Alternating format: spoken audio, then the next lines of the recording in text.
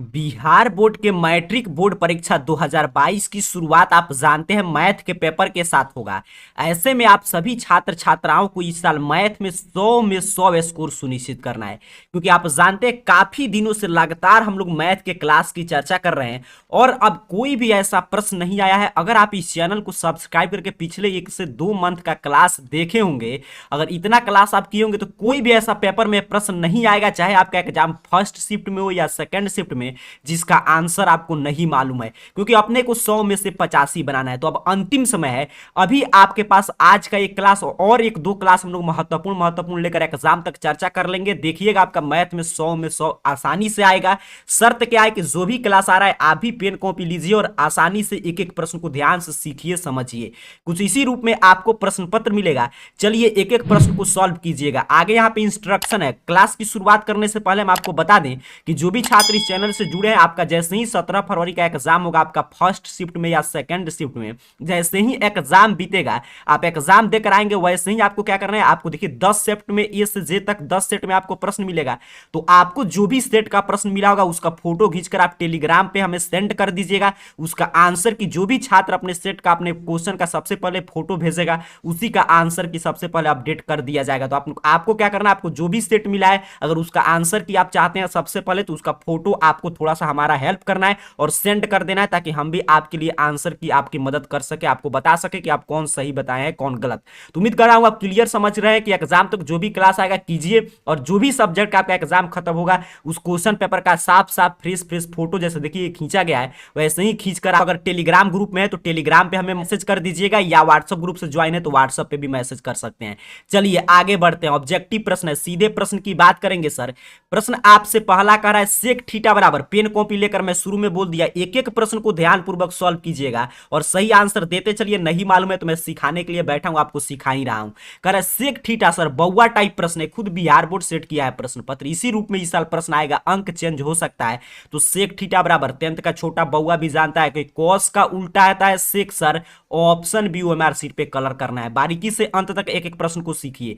Cos theta बटा sine theta बराबर sir cot theta, बिल्कुल सही। 1 बटा कॉस थीटा बराबर गुरुजी सेक थीटा, काफी शानदार। साइन थीटा बटा कॉस थीटा बराबर टैन थीटा। 1 बटा साइन थीटा बराबर सर कॉसेक थीटा। एक एक प्रश्न को ध्यान से सीखिएगा। चलिए आगे बढ़ते हैं, दूसरे नंबर प्रश्न को समझते हैं। मैथ का क्लास है, बिना पेन कॉपी का मत देखिए और सही आंसर बनाकर कमेंट कीजिए। कह रहा है यदि 3 cos थीटा बराबर 2 हो तो इतना का मान बताइए। चलिए इसको सॉल्व थोड़ा सा करना पड़ेगा। तो यहां पे देखिए क्या कह रहा है, 3 cos थीटा बराबर 2, या मैं क्वेश्चन पे ही रफ कर रहा हूं तो इसलिए थोड़ा सा एडजस्ट कीजिएगा, ध्यान से समझने का प्रयास कीजिए। cos थीटा बराबर सर 2 बटा में 3, 3 इधर गुना में है तो इस साइड में होकर भाग में आ गया। अब cos थीटा का मान क्या होता है, कहिएगा b बाई एच, अर्थात कि आधार बटा में कर्ण, बिल्कुल सही। अब हम b बाई एच मालूम हो गया हमें, तो p हम निकाल लेंगे, तो p बराबर अंडर रूट एच का स्क्वायर माइनस b का स्क्वायर, तो इतना बराबर अंडर रूट 3 का स्क्वायर करेंगे तो 9 और 2 का स्क्वायर करेंगे तो 4,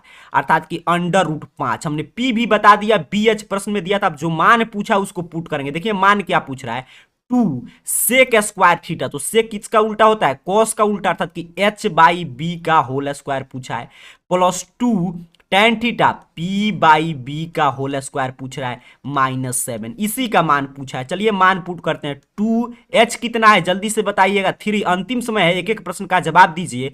b कितना है सर 2 है, बिल्कुल सही।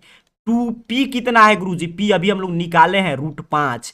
b कितना है सर, प्रश्न में दे दिया था 2 का होल स्क्वायर -7, बिल्कुल सही। अब यहां पे सॉल्व कर लेना है। 2 3 का स्क्वायर करेंगे 9 और नीचे हो जाएगा अपना 4, प्लस 2 √5 का स्क्वायर करेंगे 5 और नीचे हो जाएगा 4 -7। यहां पे देखिए 2 से ये 4 डिवाइड हो जाएगा 2, 2 से ये भी कट जाएगा 2। अब यहां पे मैं नीचे थोड़ा सा बना रहा हूं, ध्यान से समझिएगा, इधर हम लोग नीचे की तरफ आ रहे हैं। यहां पे देखिएगा 2 2 नीचे बचा है, लघुत्तम हो जाएगा, ऊपर हो जाएगा अपना 9 + 5 और 7 दूनी 14, 9 5 सर 14 -14 बट्टा में 2। अब आपको समझ में आ गया आंसर कितना होगा, बिल्कुल समझ में आ गया सर। 14 में से 14 जाएगा 0/2 बराबर 0, अर्थात कि इस प्रश्न का आंसर कितना हमने बता दिया सर 0। ऐसे ही आपको एग्जाम में कम रफ करना है। कहां पे है गुरुजी, तो ऑप्शन ए पे है, काफी शानदार। ऑप्शन ए जो भी छात्र छात्राएं कमेंट किए हैं, आप तूफानी लाल है इस चैनल के, आपको 100 में 100 स्कोर करके आना है। चलिए आगे बढ़ते हैं, तीसरे नंबर प्रश्न की बात करते हैं। तीसरा नंबर प्रश्न पढ़ने से पहले थोड़ा सा ये सभी मैं मिटा दे रहा हूं, ये ऊपर के प्रश्न हम लोग सॉल्व किए तो उम्मीद कर रहा हूं आप प्रश्न को सीख चुके हैं। अब ध्यान से समझिएगा क्या कह रहा है। कह रहा है यदि किसी घटना ई के घटित होने की प्रायिकता पीई हो तो निम्नलिखित में से कौन सही है, इसमें से कौन सा कंडीशन सही है। तो आप जानते हैं किसी भी घटना की प्रायिकता 0 से बड़ा या बराबर हो सकता है किसी घटना की प्रायिकता, और उसके साथ साथ 1 के बराबर हो सकता है लेकिन 1 से छोटा होगा, अर्थात कि 0 से कम और 1 से ज्यादा नहीं हो सकता है। कंडीशन मिल गया ऑप्शन डी। बउआ टाइप प्रश्न में बोला एग्जाम में कोई भी प्रश्न ऐसा नहीं आएगा जो हम लोग के क्लास में चर्चा नहीं किए होंगे। चलिए आगे बढ़ते हैं सर, चौथे नंबर प्रश्न की बात करते हैं। इस साल भी प्रश्न इसी रूप में आएगा, सिर्फ आपको क्या करेगा अंक चेंज कर देगा सर, लेकिन यहां पे कॉन्सेप्ट सीखिए। कह रहा है बहुपद इतना के शून्यक कौन कौन है, तो इसका शून्यक निकालना है तो किसी भी विधि का हम लोग प्रयोग कर सकते हैं, गुणनखंड विधि का ही प्रयोग करते हैं। तो यहां पे ध्यान से समझिएगा, एक्स स्क्वायर हमको 3 को तोड़ना है कि 2 आ जाए, तो हम ऐसे लिख सकते हैं कि माइनस आपका एक्स और माइनस अपना 3x, तो हो जाएगा 4, तो इसको प्लस में कर देंगे तो हो गया, ठीक है -3। आप समझ पा रहे हैं, 3 में से 2 जाएगा तो यहां -2x और 3 में 1 से गुना करेंगे तो 3 भी आ जाएगा। अब इसको यहां पे हम लोग तोड़ दिए, इतना बराबर 0, या सर x कॉमन लेंगे तो x, देखिए हम पूरा मेथड से नहीं बना रहे हैं क्योंकि आप समझ रहे हैं ऑब्जेक्टिव है, -3 कॉमन ले लेंगे, x माइनस माइनस +3 बराबर 0। अब इस साइड समझिए, एक बाहर वाला एक भीतर वाला लेते हैं तो x + 1 और x - 3 बराबर 0, या x बराबर सर +1 है तो -1, -3 है तो +3, -1 3 किस ऑप्शन में है ध्यान से देखिएगा तो बी ऑप्शन में है। बिल्कुल शानदार, ऑप्शन बी सही आंसर कर देना। इस पे बेस्ट प्रश्न आएगा, अंक इधर उधर हो सकता है, इसी तरह आपको सॉल्व करके आंसर ओएमआर शीट पे कलर करके आना है। 100 में 100 टारगेट रखिए, अंतिम समय है, अंतिम महत्वपूर्ण क्लास आपके लिए चल रहा है। 5 नंबर प्रश्न देखिए क्या कह रहा है। कह रहा है किसी वृत्त की स्पर्श रेखा उसे कितने बिंदु पर स्पर्श करती है। मैं नहीं सॉल्व करूंगा, आप सभी छात्र छात्राओं को इसका सही आंसर कमेंट करना है। अगर अभी आप क्लास देख रहे हैं 6:30 PM पे तो लाइव चैट में आंसर दीजिए, इस समय नहीं देख रहे हैं तो कभी भी नीचे कमेंट बॉक्स में जब भी क्लास देखे पेन कॉपी लेकर देखिए और बताइए किसी वृत्त की स्पर्श रेखा उसे कितने बिंदु पर स्पर्श करती है। सर यही प्रश्न पूछा जा रहा है। तो 5 नंबर प्रश्न का जो भी स्टूडेंट्स कमेंट कर रहे हैं ऑप्शन सी आप ही है तूफानी लाल, आप तूफान मचाने जा रहे हैं। ऑप्शन सी आप जानते हैं वृत्त है, इस पे स्पर्श रेखा सर एक ही बिंदु पे स्पर्श करती है, उसे ही तो बोलते हैं स्पर्श रेखा। स्पर्श रेखा का परिभाषा है वृत्त पर खींची गई वो रेखा जो किसी एक बिंदु पे स्पर्श करे उसे हम लोग बोलते हैं स्पर्श रेखा, और जिस बिंदु पर स्पर्श करती है उसे बोलते हैं स्पर्श बिंदु। काफी शानदार, ऑप्शन सी।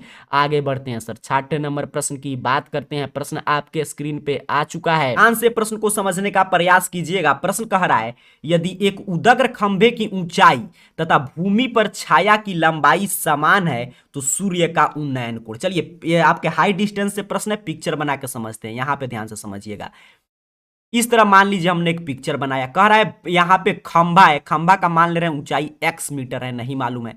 कह रहा है ऊंचाई जितना आप मानेंगे उतना ही छाया, अर्थात कि x है तो ये भी कितना है x मीटर छाया बन रहा है। तो कह रहा है ये उन्नयन कोण नीचे वाला कोण पूछा है, तो चलिए tan का प्रयोग कर देंगे, p भी मालूम है तो tan थीटा बराबर सर p/b, p भी x b भी x। काफी शानदार, या tan थीटा बराबर गुरुजी x x कैंसिल 1 हो जाएगा, या tan थीटा बराबर सर 1 tan कितना डिग्री का मान होता है जल्दी से बताइएगा, कहिएगा सर tan 45 का मान अब 10th का बउआ भी जानता है 1 होता है। tan से tan कैंसिल कीजिए गुरुजी, काफी शानदार, थीटा बराबर 45 डिग्री। एंगल हमने बता दिया गुरुजी 45 डिग्री, बिल्कुल सही, ऑप्शन सी सही आंसर हो जाएगा। उम्मीद कर रहा हूं आप क्लियर प्रश्न को समझ पा रहे हैं, सीख रहे हैं, 100 में 100 लेकर आना है क्योंकि काफी दिन से आपको सिखाया जा रहा है मैथ। 7 नंबर प्रश्न कह रहा है यदि ए और बी दो ऐसे न्यून कोण हो कि साइन ए बराबर कॉस बी तो ए प्लस बी। अब सोचिए ये प्रश्न मैं आपको सिद्ध करने में सिखाया था कि ए प्लस बी बराबर 90 डिग्री, सिद्ध कीजिए। अगर वो भी आप देखे होंगे तो आप बनाएंगे नहीं, कहिएगा यही प्रश्न था, आपने सब्जेक्टिव प्रश्न जो पिछले क्लास में हम लोग सीखे थे मैथ का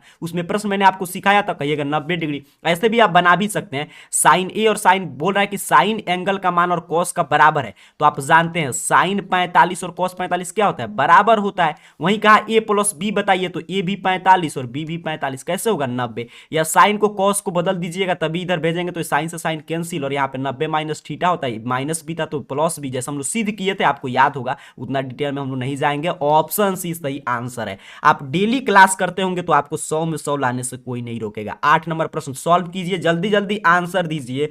अंतिम समय में सिर्फ आपको रिवीजन क्लास चल रहा है ताकि कितना आप तैयार हुए हैं आपको पता चलेगा। और यहां से देखिए एग्जाम में इसी पैटर्न पर बिल्कुल प्रश्न आएगा, सिर्फ अंक चेंज हो जाएगा। कह रहा है बिंदु इतना इतना के बीच की दूरी, तो बीच की दूरी जैसे ही पूछेगा वैसे ही डिस्टेंस फार्मूला का यूज करना है। डिस्टेंस फार्मूला क्या कहता है सर? फार्मूला कहता है under root x2 minus x1, तो 2 माइनस 4 का होल स्क्वायर। फार्मूला लिखने की कोई आवश्यकता नहीं है क्योंकि हम लोग सब्जेक्टिव प्रश्न सॉल्व नहीं कर रहे हैं, ऑब्जेक्टिव प्रश्न सॉल्व कर रहे हैं। और प्लस में कहता है सर y2 माइनस y1, तो y2 देखिए 3 है और माइनस फार्मूला का, और ये माइनस क्या कर देगा, इसको प्लस कर देगा, इसका होल स्क्वायर। अंडर रूट 2 में से 4 जाएगा, माइनस 2 का होल स्क्वायर और प्लस में 4 का होल स्क्वायर। काफी शानदार। अंडर रूट 2 का स्क्वायर या माइनस 2 का स्क्वायर 4, क्योंकि माइनस माइनस प्लस हो जाएगा, और 4 का स्क्वायर 16। अंडर रूट सर 20, इसका मतलब सर 5 चौका में 20, तो 4 का रूट निकल जाएगा 2, लेकिन 5 का नहीं निकलेगा। काफी शानदार। 2 रूट 5, ऑप्शन डी। बउआ भी बता देगा अब ऐसे प्रश्न को। ऑप्शन डी सही आंसर करना है आपको 8 नंबर प्रश्न का। काफी शानदार। मैं देख रहा हूं काफी विद्यार्थी 8 में 8 सही किए हैं। 100 में 100, जितना प्रश्न हम लोग चर्चा करेंगे उतना प्रश्न आपको आज सही करके जाना है। आगे बढ़ते हैं, 9 नंबर प्रश्न की बात करते हैं। काफी शानदार शानदार प्रश्न मिला है क्योंकि खुद बीएससीबी का क्वेश्चन पेपर है। इस साल भी इसी रूप में प्रश्न आएगा, सिर्फ यहाँ पे अंक चेंज रहेगा बस, बाकी आपको कुछ नहीं करना है। इतना शानदार प्रश्न है। प्रश्न कह रहा है दो बेलन की त्रिज्या का अनुपात इतना है। दो बेलन है, उसके त्रिज्या का अनुपात और उसके ऊंचाई का अनुपात दिया है, तो आयतन का अनुपात पूछ रहा है। तो मान ले रहे हैं यहाँ पे त्रिज्या का अनुपात अर्थात कि R1 अनुपात R2 आपको दे दिया है। यहाँ पे ऊंचाई तो H1 अनुपात H2, R1 अनुपात R2 आप समझ रहे हैं। R1 पहले बेलन का त्रिज्या है, R2 दूसरे बेलन का, और ऊंचाई H1 जो है पहले आपके बेलन की ऊंचाई और H2 दूसरे बेलन का। तो ये प्रश्न में दिया है। अब कह रहा उनके आयतन का अनुपात आप बताइए। तो इसके लिए आपको बेलन के आयतन का फार्मूला मालूम होना चाहिए, तो कहिएगा पाई आर स्क्वायर एच। फार्मूला जरूर याद कर जाइएगा, पाई आर स्क्वायर एच होता है। अब पहला बेलन का आयतन तो पाई R1 स्क्वायर एच, बिल्कुल, क्योंकि पहला क्या है R1 है और यहाँ पे H1 है। और दूसरा अनुपात में पूछा है तो यहाँ पे अनुपात लगा दे, तो पाई R2 स्क्वायर H2, क्योंकि यहाँ पे देखिए दूसरा का R2 त्रिज्या हम लोग माने हैं H1, तो बस फार्मूला वही है पाई आर स्क्वायर एच। अब यहाँ पे देखिएगा पाई से पाई कैंसिल, R1 स्क्वायर, तो R1 का मालूम है, प्रश्न में देखिए दिया है, कितना दिया है कहिएगा 1, स्पष्ट रूप में लिखा गया है। और H1 2 दिया है। अनुपात उसी तरह रहेगा। R2 का मान कितना है, तो यहाँ पे देखिए 2 दिया गया है, बिल्कुल सही, तो 2 का स्क्वायर। और आपका H2 का मान कितना है, तो H2 का 3 है। अब इसको हम लोग गुना भाग कर देंगे, यहाँ पे 1 स्क्वायर 2, तो यहाँ पे देखिए हम लोग 2 जो लिखे हैं यहाँ पे 2 नहीं रहेगा। यहाँ पे आप ध्यान से, उम्मीद कर रहा हूँ मेरे बात को समझ पा रहे हैं। यहाँ पे हमको H1 लिखना था, तो H1 कितना था, यहाँ पे देखिए 5 था, बिल्कुल सही।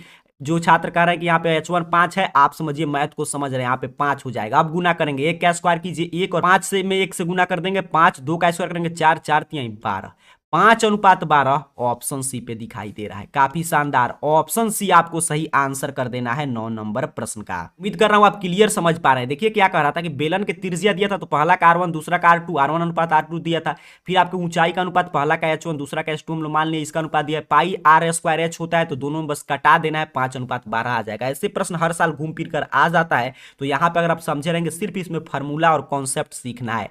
आगे देखिए 10 नंबर प्रश्न, ये भी प्रश्न मैं आपको सिखाया हूं, जल्दी से आप मुझसे पहले इसको सॉल्व करके आंसर देना है सभी छात्रों को कि इसका सही आंसर क्या होगा।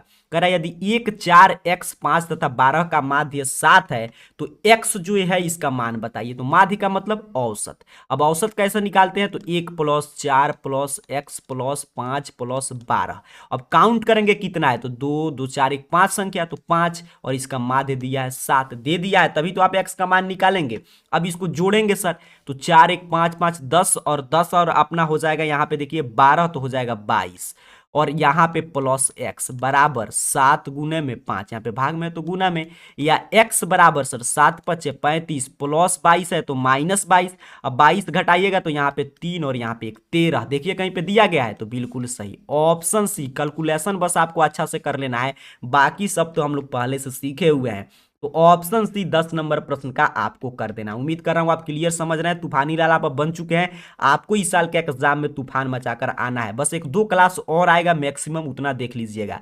11 नंबर प्रश्न देखिए, बहुलक पूछ रहा है। कह रहा है 2 4 6 5 0 2 1 3 2 दिया है। कह रहा है इसका बहुलक तो मैं कितना बार बताया हूं, जैसे माध्यक था तो औसत निकाल दिए, अवर्गीकृत आंकड़ा था, वैसे ही अवर्गीकृत आंकड़ा का बहुलक क्या होता है, तो जिसका बारंबारता सबसे अधिक हो। तो ध्यान से देखिए, 2 एक बार आया है, 2 बार आया है, 3 बार, तो इसी की बारंबारता अधिक है, तो 11 का ऑप्शन है। उम्मीद कर रहा हूं आप समझ पा रहे हैं। बहुलक जब भी पूछेगा तो जिसका बारंबारता अधिक होगा उसे आप बहुलक बोल दीजिएगा। तो देखिए आपका 2 का अधिक था तो ऑप्शन ए पे दिया गया था, तो हम लोग ऑप्शन ए सही कर दिए हैं। आगे बढ़ते हैं। 12 नंबर प्रश्न देखिए, 11 नंबर प्रश्न हम लोग सॉल्व कर चुके हैं। 12 नंबर प्रश्न आपके स्क्रीन पे ये रहा। प्रश्न को पढ़िए। कह रहा है यदि संख्या इतना इतना तथा इतना समांतर श्रेणी अर्थात कि एपी में है तो एक्स का मान बताना है। अब संख्या दिया है तो एपी कहने का मतलब, क्यों प्रश्न में कहा है एपी है, इसके कहने का तात्पर्य यही है कि जो एपी में अर्थात इसका सार्वंतर बराबर है, डी बराबर है, अर्थात कि ये क्या कह रहा है, ये मान लीजिए हमारा ए1 है, ए2 है, ए3 है, तो इसका कहने का मतलब यह है कि ए2 माइनस ए1 बराबर है ए3 माइनस ए2। बिल्कुल सही, डी सार्वंतर बराबर है तभी तो एपी में है, तो उसी बस कॉन्सेप्ट पे आपको सीख कर बना देना है। ऐसे इस प्रश्न का हम लोग अभ्यास पीछे किए थे। यहाँ पे देखिए 3x प्लस 2, ए2 हम लोग लिख रहे हैं, माइनस ए1, ध्यान से सीखिएगा, बराबर होगा सर ए3 6x माइनस 1 और माइनस ए2 के बराबर होगा। चलिए इसको सॉल्व कर लेना है। उम्मीद कर रहा हूं आप समझ पा रहे हैं, अब तो इतना आप समझदार हो चुके हैं, क्योंकि एपी में कह रहा है तो आप जानते हैं डी बराबर होगा, तो वहीं ए2 माइनस ए1 बराबर होगा ए3 माइनस ए2।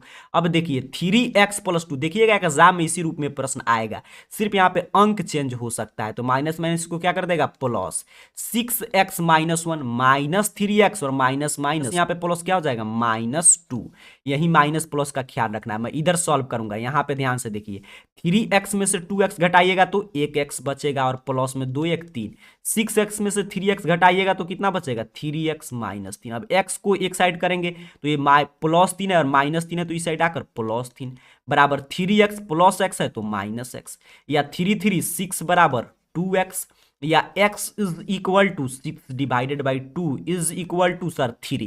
x का मान कितना था 3 था। काफी शानदार, ऑप्शन ए सर 12 का सही आंसर करेंगे। एग्जाम में देखिएगा इसी पैटर्न पे प्रश्न आएगा, अंक चेंज कर देगा, आपको चेंज नहीं होना है, बस आप काफी प्रश्न ऐसा सीख चुके हैं। इसी तरह डी के मान पे समझना है, बेस्ट प्रश्न है, आपको ऐसे ही ए2 माइनस ए1 बराबर ए3 माइनस ए2 करके सॉल्व कर लेना है।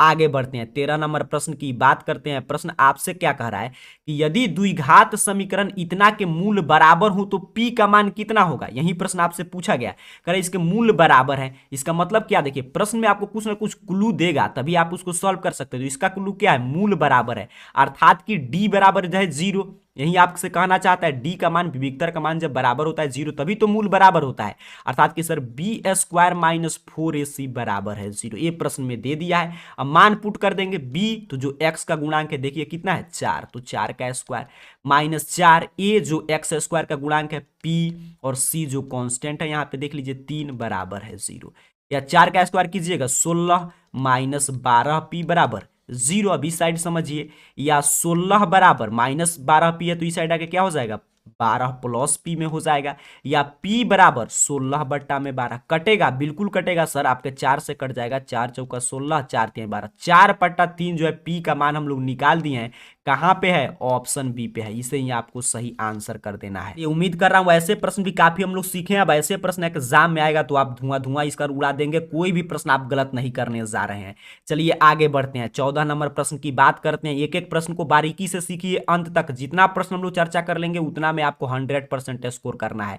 कह रहा है दो लगातार संख्याओं का मौसक, कोई भी दो लगातार संख्या ले लीजिए, उसका मौसक कितना होता है। अब तो बउआ टाइप प्रश्न है, छोटा टेंथ का बउआ भी बता देगा कि सर ऑप्शन भी एक होता है, कोई ले लीजिए, 9 10 इसका भी मौसा एक, -7 -8 इसका भी मौसा एक, कोई भी संख्या लेंगे तो उसका मौसा लगातार अगर है तो एक ही आएगा सर। तो 14 का ऑप्शन भी आपको सही आंसर करना है। कॉन्सेप्ट अंत समय में क्लियर करके आपको जाना है। 15 नंबर प्रश्न कह रहा है बिंदु इतना की दूरी मूल बिंदु से है। अब सोचिए मूल बिंदु से दूरी पूछ रहा है, इससे आसान प्रश्न आपसे क्या पूछ सकता है, कह रहा है इससे दूरी बताइए मूल बिंदु से। तो एक बिंदु मूल बिंदु का मतलब 0 0 है, तो 0 0 मान के भी आप बना सकते हैं। सीधे सीधे मूल बिंदु के फार्मूला हम लोग जानते हैं कि under root X square plus Y square होता है, तो सीधे सीधे फार्मूला का यूज करेंगे ऑब्जेक्टिव प्रश्न में। 2 का स्क्वायर प्लस 3 का स्क्वायर इतना बराबर सर अंडर रूट 2 का स्क्वायर 4, 3 का स्क्वायर 9, अंडर रूट 9 4 कितना हो जाएगा 13। कहां पे दिया गया है, ऑप्शन सी पे, इसका सही आंसर कर देंगे। जब भी मूल बिंदु से दूरी पूछेगा तो आपको इसी रूप में बना देना है कि under root X square plus Y square, आपका आंसर निकल जाएगा। चलिए आगे बढ़ते हैं, काफी महत्वपूर्ण प्रश्न आपको देखने को और सीखने को मिल रहा है। यहाँ पे देखिए कितना शानदार प्रश्न है, आपके 16 नंबर प्रश्न आपको आसानी बोलना चाहिए, क्योंकि अगर आपको ट्राइगोनोमेट्री टेबल का मान याद है तो आपके लिए प्रश्न कुछ नहीं है। चलिए मान आप ही बताइए, आप ही लोग कमेंट करेंगे, मैं मान यहाँ पे लिख कर इसको सॉल्व करके आपको दिखा दे रहा हूं। tan 30 का मान कितना होता है, जल्दी से बताइएगा, कहिएगा सर 1/√3, काफी शानदार। sin 30 का मान सर 1/2, मान देखिए याद रखिएगा ट्राइगोनोमेट्री टेबल का। और यहां पे कह रहा है cot 60, तो cot 60 का मान कितना होता है 1/√3, क्योंकि देखिए tan 60 का √3 होता है तो उसी का उल्टा होगा। और cosec 30 का मान पूछ रहा है, तो sin 30 का भी हम लोग लिखे हैं 1/2, तो इसको उलट देंगे सर 2, काफी शानदार। 2 से 2 कैंसिल, क्या बचा ऊपर 1 बचा, नीचे रूट से √3 में गुना होकर रूट भाग जाएगा, क्या बचेगा सर 3 बचेगा। इस तरह हमने क्या कह दिया कि ऑप्शन बी इसका सही आंसर है। देखिए कितना आसान प्रश्न था, अगर सिर्फ इस ट्राइगोनोमेट्री वैल्यू आप याद किए हैं तो आसानी से आप इस प्रश्न का सही आंसर फाइंड कर सकते हैं। चलिए आगे बढ़ते हैं, 17 नंबर प्रश्न देखिएगा, एग्जाम में इस साल इसी रूप में सेम प्रश्न आएगा, बस अंक चेंज रहेगा, बाकी पैटर्न सभी है। जैसे ये प्रश्न देख रहे हैं इसी रूप में इसे कई बार बिहार बोर्ड पूछा है, बस अंक इधर उधर कर देता है। तो अंक से क्या मतलब है, मैथ है, मैथ में सिर्फ कॉन्सेप्ट आपको सीख कर जाना है। आपसे कि एक घन का संपूर्ण पृष्ठीय क्षेत्रफल इतना सेंटीमीटर स्क्वायर है, तो इसका आयतन कितना होगा। अब देखिए घन का आयतन का फॉर्मूला पूछा है, तो आप जानते हैं आयतन का फॉर्मूला क्या होता है, ए क्यू। कितना बार मैं आपको कहा याद कर लीजिए। तो इसके लिए क्या होगा, घन का जो भुजा मालूम होना चाहिए, ये क्या है घन का भुजा है, तो इसी भुजा को निकालने के लिए देखिए यहाँ पे कह रहा है संपूर्ण पृष्ठ क्षेत्रफल 216 है, तो घन का संपूर्ण पृष्ठ क्षेत्रफल का फॉर्मूला 6a स्क्वायर, बिल्कुल सही। तो 6a स्क्वायर बराबर 216, या ए स्क्वायर बराबर सर 216/6, या ए बराबर अंडर रूट यहाँ पे करेंगे 6 से कटाएंगे तो 6 तिरका 18, और आपका हो जाएगा फिर 6 6 1 36, अर्थात कि 36। तो इसीलिए ए बराबर 6, हमने घन का भुजा बता दिया 6। अब आपसे पूछा है आयतन, तो आयतन का फॉर्मूला ए क्यू, 6 का क्यू बराबर 6 गुने 6 गुने 6, तो 6 का क्यू आप जानते हैं कितना होता है 216। काफी शानदार, देखिए प्रश्न में इसका आंसर दे दिया था, तो 17 नंबर प्रश्न का राइट आंसर हो जाएगा आपका ऑप्शन, देखिए कहां पे दिया गया है डी पे, तो यही सही आंसर है। सोचिए प्रश्न के बराबर ही आंसर आ गया। दो फार्मूला आपको याद रखना है कि घन का संपूर्ण पृष्ठीय क्षेत्रफल 6a स्क्वायर और घन का आयतन ए क्यू, बाकी अंक कुछ भी चेंज करेगा आप इसको सॉल्व कर पाएंगे। अब 18 नंबर प्रश्न आपसे आसानी से बन जाएगा, जल्दी से बनाकर सही आंसर दीजिए कि 18 का सही आंसर क्या होगा। कह रहा है निम्नलिखित में कौन सा द्विघात समीकरण नहीं है, इसमें से कौन क्वाड्रेटिक इक्वेशन नहीं है। तो द्विघात समीकरण आप जानते हैं a x square plus b x plus c बराबर 0 के फॉर्म में रहता है, जहां ए 0 नहीं हो सकता है, क्योंकि अगर ए 0 होगा तो एक्स स्क्वायर को 0 कर देगा, तो ये हो जाएगा आपका रैखिक समीकरण। तो बाकी सभी 0 कुछ भी हो सकता है, तो ध्यान से चलिए चेक करते हैं। अब देखिएगा यहाँ पे कह रहा है कौन नहीं है, प्रश्न में यही पूछा कि कौन नहीं है। तो यहाँ पे देखिए 2x स्क्वायर और ये प्लस एक्स स्क्वायर है, माइनस कीजिएगा तो 1x स्क्वायर बढ़ जाएगा, तो ये होगा, तो ये ऑप्शन नहीं होगा। यहाँ पे चेक करते हैं तो एक्स क्यू यहाँ पे है, लेकिन यहाँ पे भी एक्स का होल क्यू कीजिएगा तो एक्स क्यू आएगा, तो ये भी जो है आपका एक्स क्यू से एक्स क्यू कैंसिल हो जाएगा, तो क्या बच जाएगा, ये भी द्विघात समीकरण होगा, तो ये भी ऑप्शन सही नहीं है। अब यहाँ पे देखिए ध्यान से, तो यहाँ पे स्क्वायर है, यहाँ पे 3x स्क्वायर है, तभी 2x स्क्वायर बचेगा, तो ये भी द्विघात समीकरण हो जाएगा, लेकिन पूछा है कौन नहीं है। अब यहाँ पे यही बचा तो यही हो जाएगा, लेकिन चेक भी आप कर सकते हैं। यहाँ पे देखिए रूट 2 है, तो रूट 2 एक्स का स्क्वायर कीजिएगा तो रूट से रूट भाग जाएगा, 2x स्क्वायर, इधर भी प्लस में इधर माइनस एक्स स्क्वायर कैंसिल, अर्थात ये जो कंडीशन कहा था ये बराबर नहीं है 0, यहाँ पे एक्स स्क्वायर बचा ही नहीं, तो यही द्विघात समीकरण नहीं है। प्रश्न में पूछा था तो ऑप्शन डी। ऐसे ही आप काफी प्रश्न सीखे, मैं काफी खुद आपको प्रश्न ऐसे बताया हूं, तो इसी प्रकार एग्जाम में जरूर एक प्रश्न आएगा, ऐसे ही आप चेक कीजिएगा और आंसर सही निकाल दीजिएगा। आगे बढ़ते हैं, 19 नंबर प्रश्न देखते हैं। कह रहा है प्रश्न आपसे कि समान ऊंचाई वाले दो बेलन के आयतन का अनुपात इतना है, तो उनका वक्र पृष्ठ क्षेत्रफल का अनुपात क्या होगा। देखिए कितना अच्छा प्रश्न है। कह रहा है समान ऊंचाई वाले दो बेलन हैं। अब अर्थात कि दोनों का एच क्या है, बराबर है, अर्थात कि प्रथम बेलन का भी एच बराबर है और दूसरे बेलन का भी एच बराबर है। तो उनके आयतन का अनुपात दिया है, तो बेलन का आयतन कितना होता है, ये पाई आर स्क्वायर एच। तो मान लीजिए दो बेलन है, तो पहला का R1 है त्रिज्या, तो पाई R1 स्क्वायर एच, क्योंकि एच दोनों का बराबर है, और दूसरा का है आपका पाई R2 स्क्वायर एच, क्योंकि एच बराबर है। आप समझ पा रहे हैं, नहीं तो एच भी अलग अलग रहता तो यहाँ पे H1 H2 मानते, लेकिन क्या कहा है, देखिए दो समान ऊंचाई वाले बेलन है तो एच दोनों का बराबर हो जाएगा, अर्थात कि पाई से पाई कैंसिल, एच से एच कैंसिल, क्या बचा R1 स्क्वायर अनुपात R2 स्क्वायर। तो इतना बराबर कितना दिया है, 9 अनुपात 16। अब R1 अनुपात R2 निकाल रहे हैं, तो R1 अनुपात R2 बराबर कितना होगा, तो कहिएगा यहाँ पे देखिए इसका वर्गमूल निकाल देंगे, क्योंकि स्क्वायर है तो 3 अनुपात 4 हो जाएगा। अब कह रहा है उसके वक्र पृष्ठ के क्षेत्रफल का अनुपात क्या होगा, तो बेलन के जो वक्र पृष्ठ, देखिए सभी ये फार्मूला तक के सूत्र अगर याद किए तो आसानी से आप सॉल्व कर पाएंगे। तो बेलन का वक्र पृष्ठ क्षेत्रफल तो 2 पाई आर एच, तो पहला का R1H और दूसरा का अनुपात पूछा है तो 2 पाई R2H, क्योंकि H तो बराबर है, फिर H से H कैंसिल, यहाँ पे देखिए 2 पाई से 2 पाई कैंसिल, अर्थात कि R1 अनुपात R2 पूछा है तो हम लोग इसीलिए R1 अनुपात R2 निकाले थे, कितना हो जाएगा 3 अनुपात 4। कहां पे दिया गया है सर, ऑप्शन ए पे, काफी शानदार, ऑप्शन ए इसका सही आंसर करना है। बस दो सूत्र अगर आपको याद होगा कि बेलन का आयतन पाई आर स्क्वायर एच और वक्र पृष्ठ क्षेत्रफल 2 पाई आर एच, तो आसानी से इसे आप सॉल्व कर पाएंगे। चलिए क्लियर, आप उम्मीद कर रहा हूं प्रश्न को सीख रहे हैं, समझ रहे हैं, क्योंकि अंतिम समय है, अंतिम समय में अंतिम प्रश्न की चर्चा हम लोग कर रहे हैं। 20 नंबर प्रश्न आप देखिएगा कितना शानदार शानदार प्रश्न इसमें सेट किया गया है। कह रहा है आपसे कि यदि इतना बिंदु इतना से और बी इतना में शामिल होने वाले रेखाखंड ए बी का मध्य बिंदु हो तो y बराबर क्या है, यही प्रश्न पूछ रहा है। तो यहाँ पे एक रेखाखंड में बनाकर आप क्लियर सिखा दे रहा हूं। यहाँ पे देखिए मान लीजिए हमारा रेखाखंड है ए बी है। अब ए का निर्देशांक दिया है सर 6 5 बिल्कुल, और बी का भी दिया है 4y। अब कह रहा है इसका मध्य बिंदु है P, तो यहाँ पे इसका मध्य बिंदु है P, इसका भी निर्देशांक दिया है 5 और 6। अब कह रहा है कि y बराबर कितना है, इस y का मान बताइए। तो ये मध्य बिंदु का निर्देशांक हम लोग कैसे लिखते हैं, तो x1 प्लस x2 बटा में 2, तो वैसे ही y का कैसे लिखेंगे, y1 प्लस y2 बटा में 2, तभी तो ये y का निर्देशांक आया है। ऐसे भी प्रश्न हर साल पूछा जाता है, मैं काफी प्रश्न आपको सिखाया हूं। अब आपको क्लियर समझ में आ गया होगा कि 5 प्लस y बराबर 6 दूनी 12, या y बराबर सर 12 माइनस 5 बराबर 7। कहां पे है गुरुजी, बी पे है, तो ऑप्शन बी इसका सही आंसर कर देना है। सोचिए अगर छोटा छोटा कॉन्सेप्ट आप सीखे हैं, उसके साथ साथ आप अगर एक एक प्रश्न को यहाँ पे क्लास किए हैं, देखिएगा एग्जाम में मैं बार बार आपको क्या बता रहा हूँ कि ऐसे ही प्रश्न आएगा, सिर्फ अंक चेंज रहेगा, बस इतना ही आपको समझना है। तो कॉन्सेप्ट में सभी खेल है, कॉन्सेप्ट आप सीखने के बाद सोचिए कि ऐसा प्रश्न आएगा तो इसी रूप में आप सॉल्व कर देंगे, कोई भी अंक रहेगा आपका आंसर निकल जाएगा। अब आगे देखिए 21 नंबर प्रश्न कितना शानदार है। कह रहा है यदि किसी समद्विबाहु त्रिभुज का आधार बी और बराबर भुजा ए हो तो उसका क्षेत्रफल होगा। अब यहाँ पे देखिए पिक्चर पे भी प्रश्न है, यहाँ पे मान लीजिए हमारा एक समबाहु त्रिभुज है, यहाँ पे कह रहा है इसका पूरा नीचे वाला आधार बी है, यहाँ पे नीचे वाला आधार कितना है, बी है, और कह रहा है इसका बराबर भुजा, दो भुजा बराबर होगा तो ए जो है ए है, यहाँ पे देखिए यही कह रहा है। तो कह रहा है इसका क्षेत्रफल क्या होगा।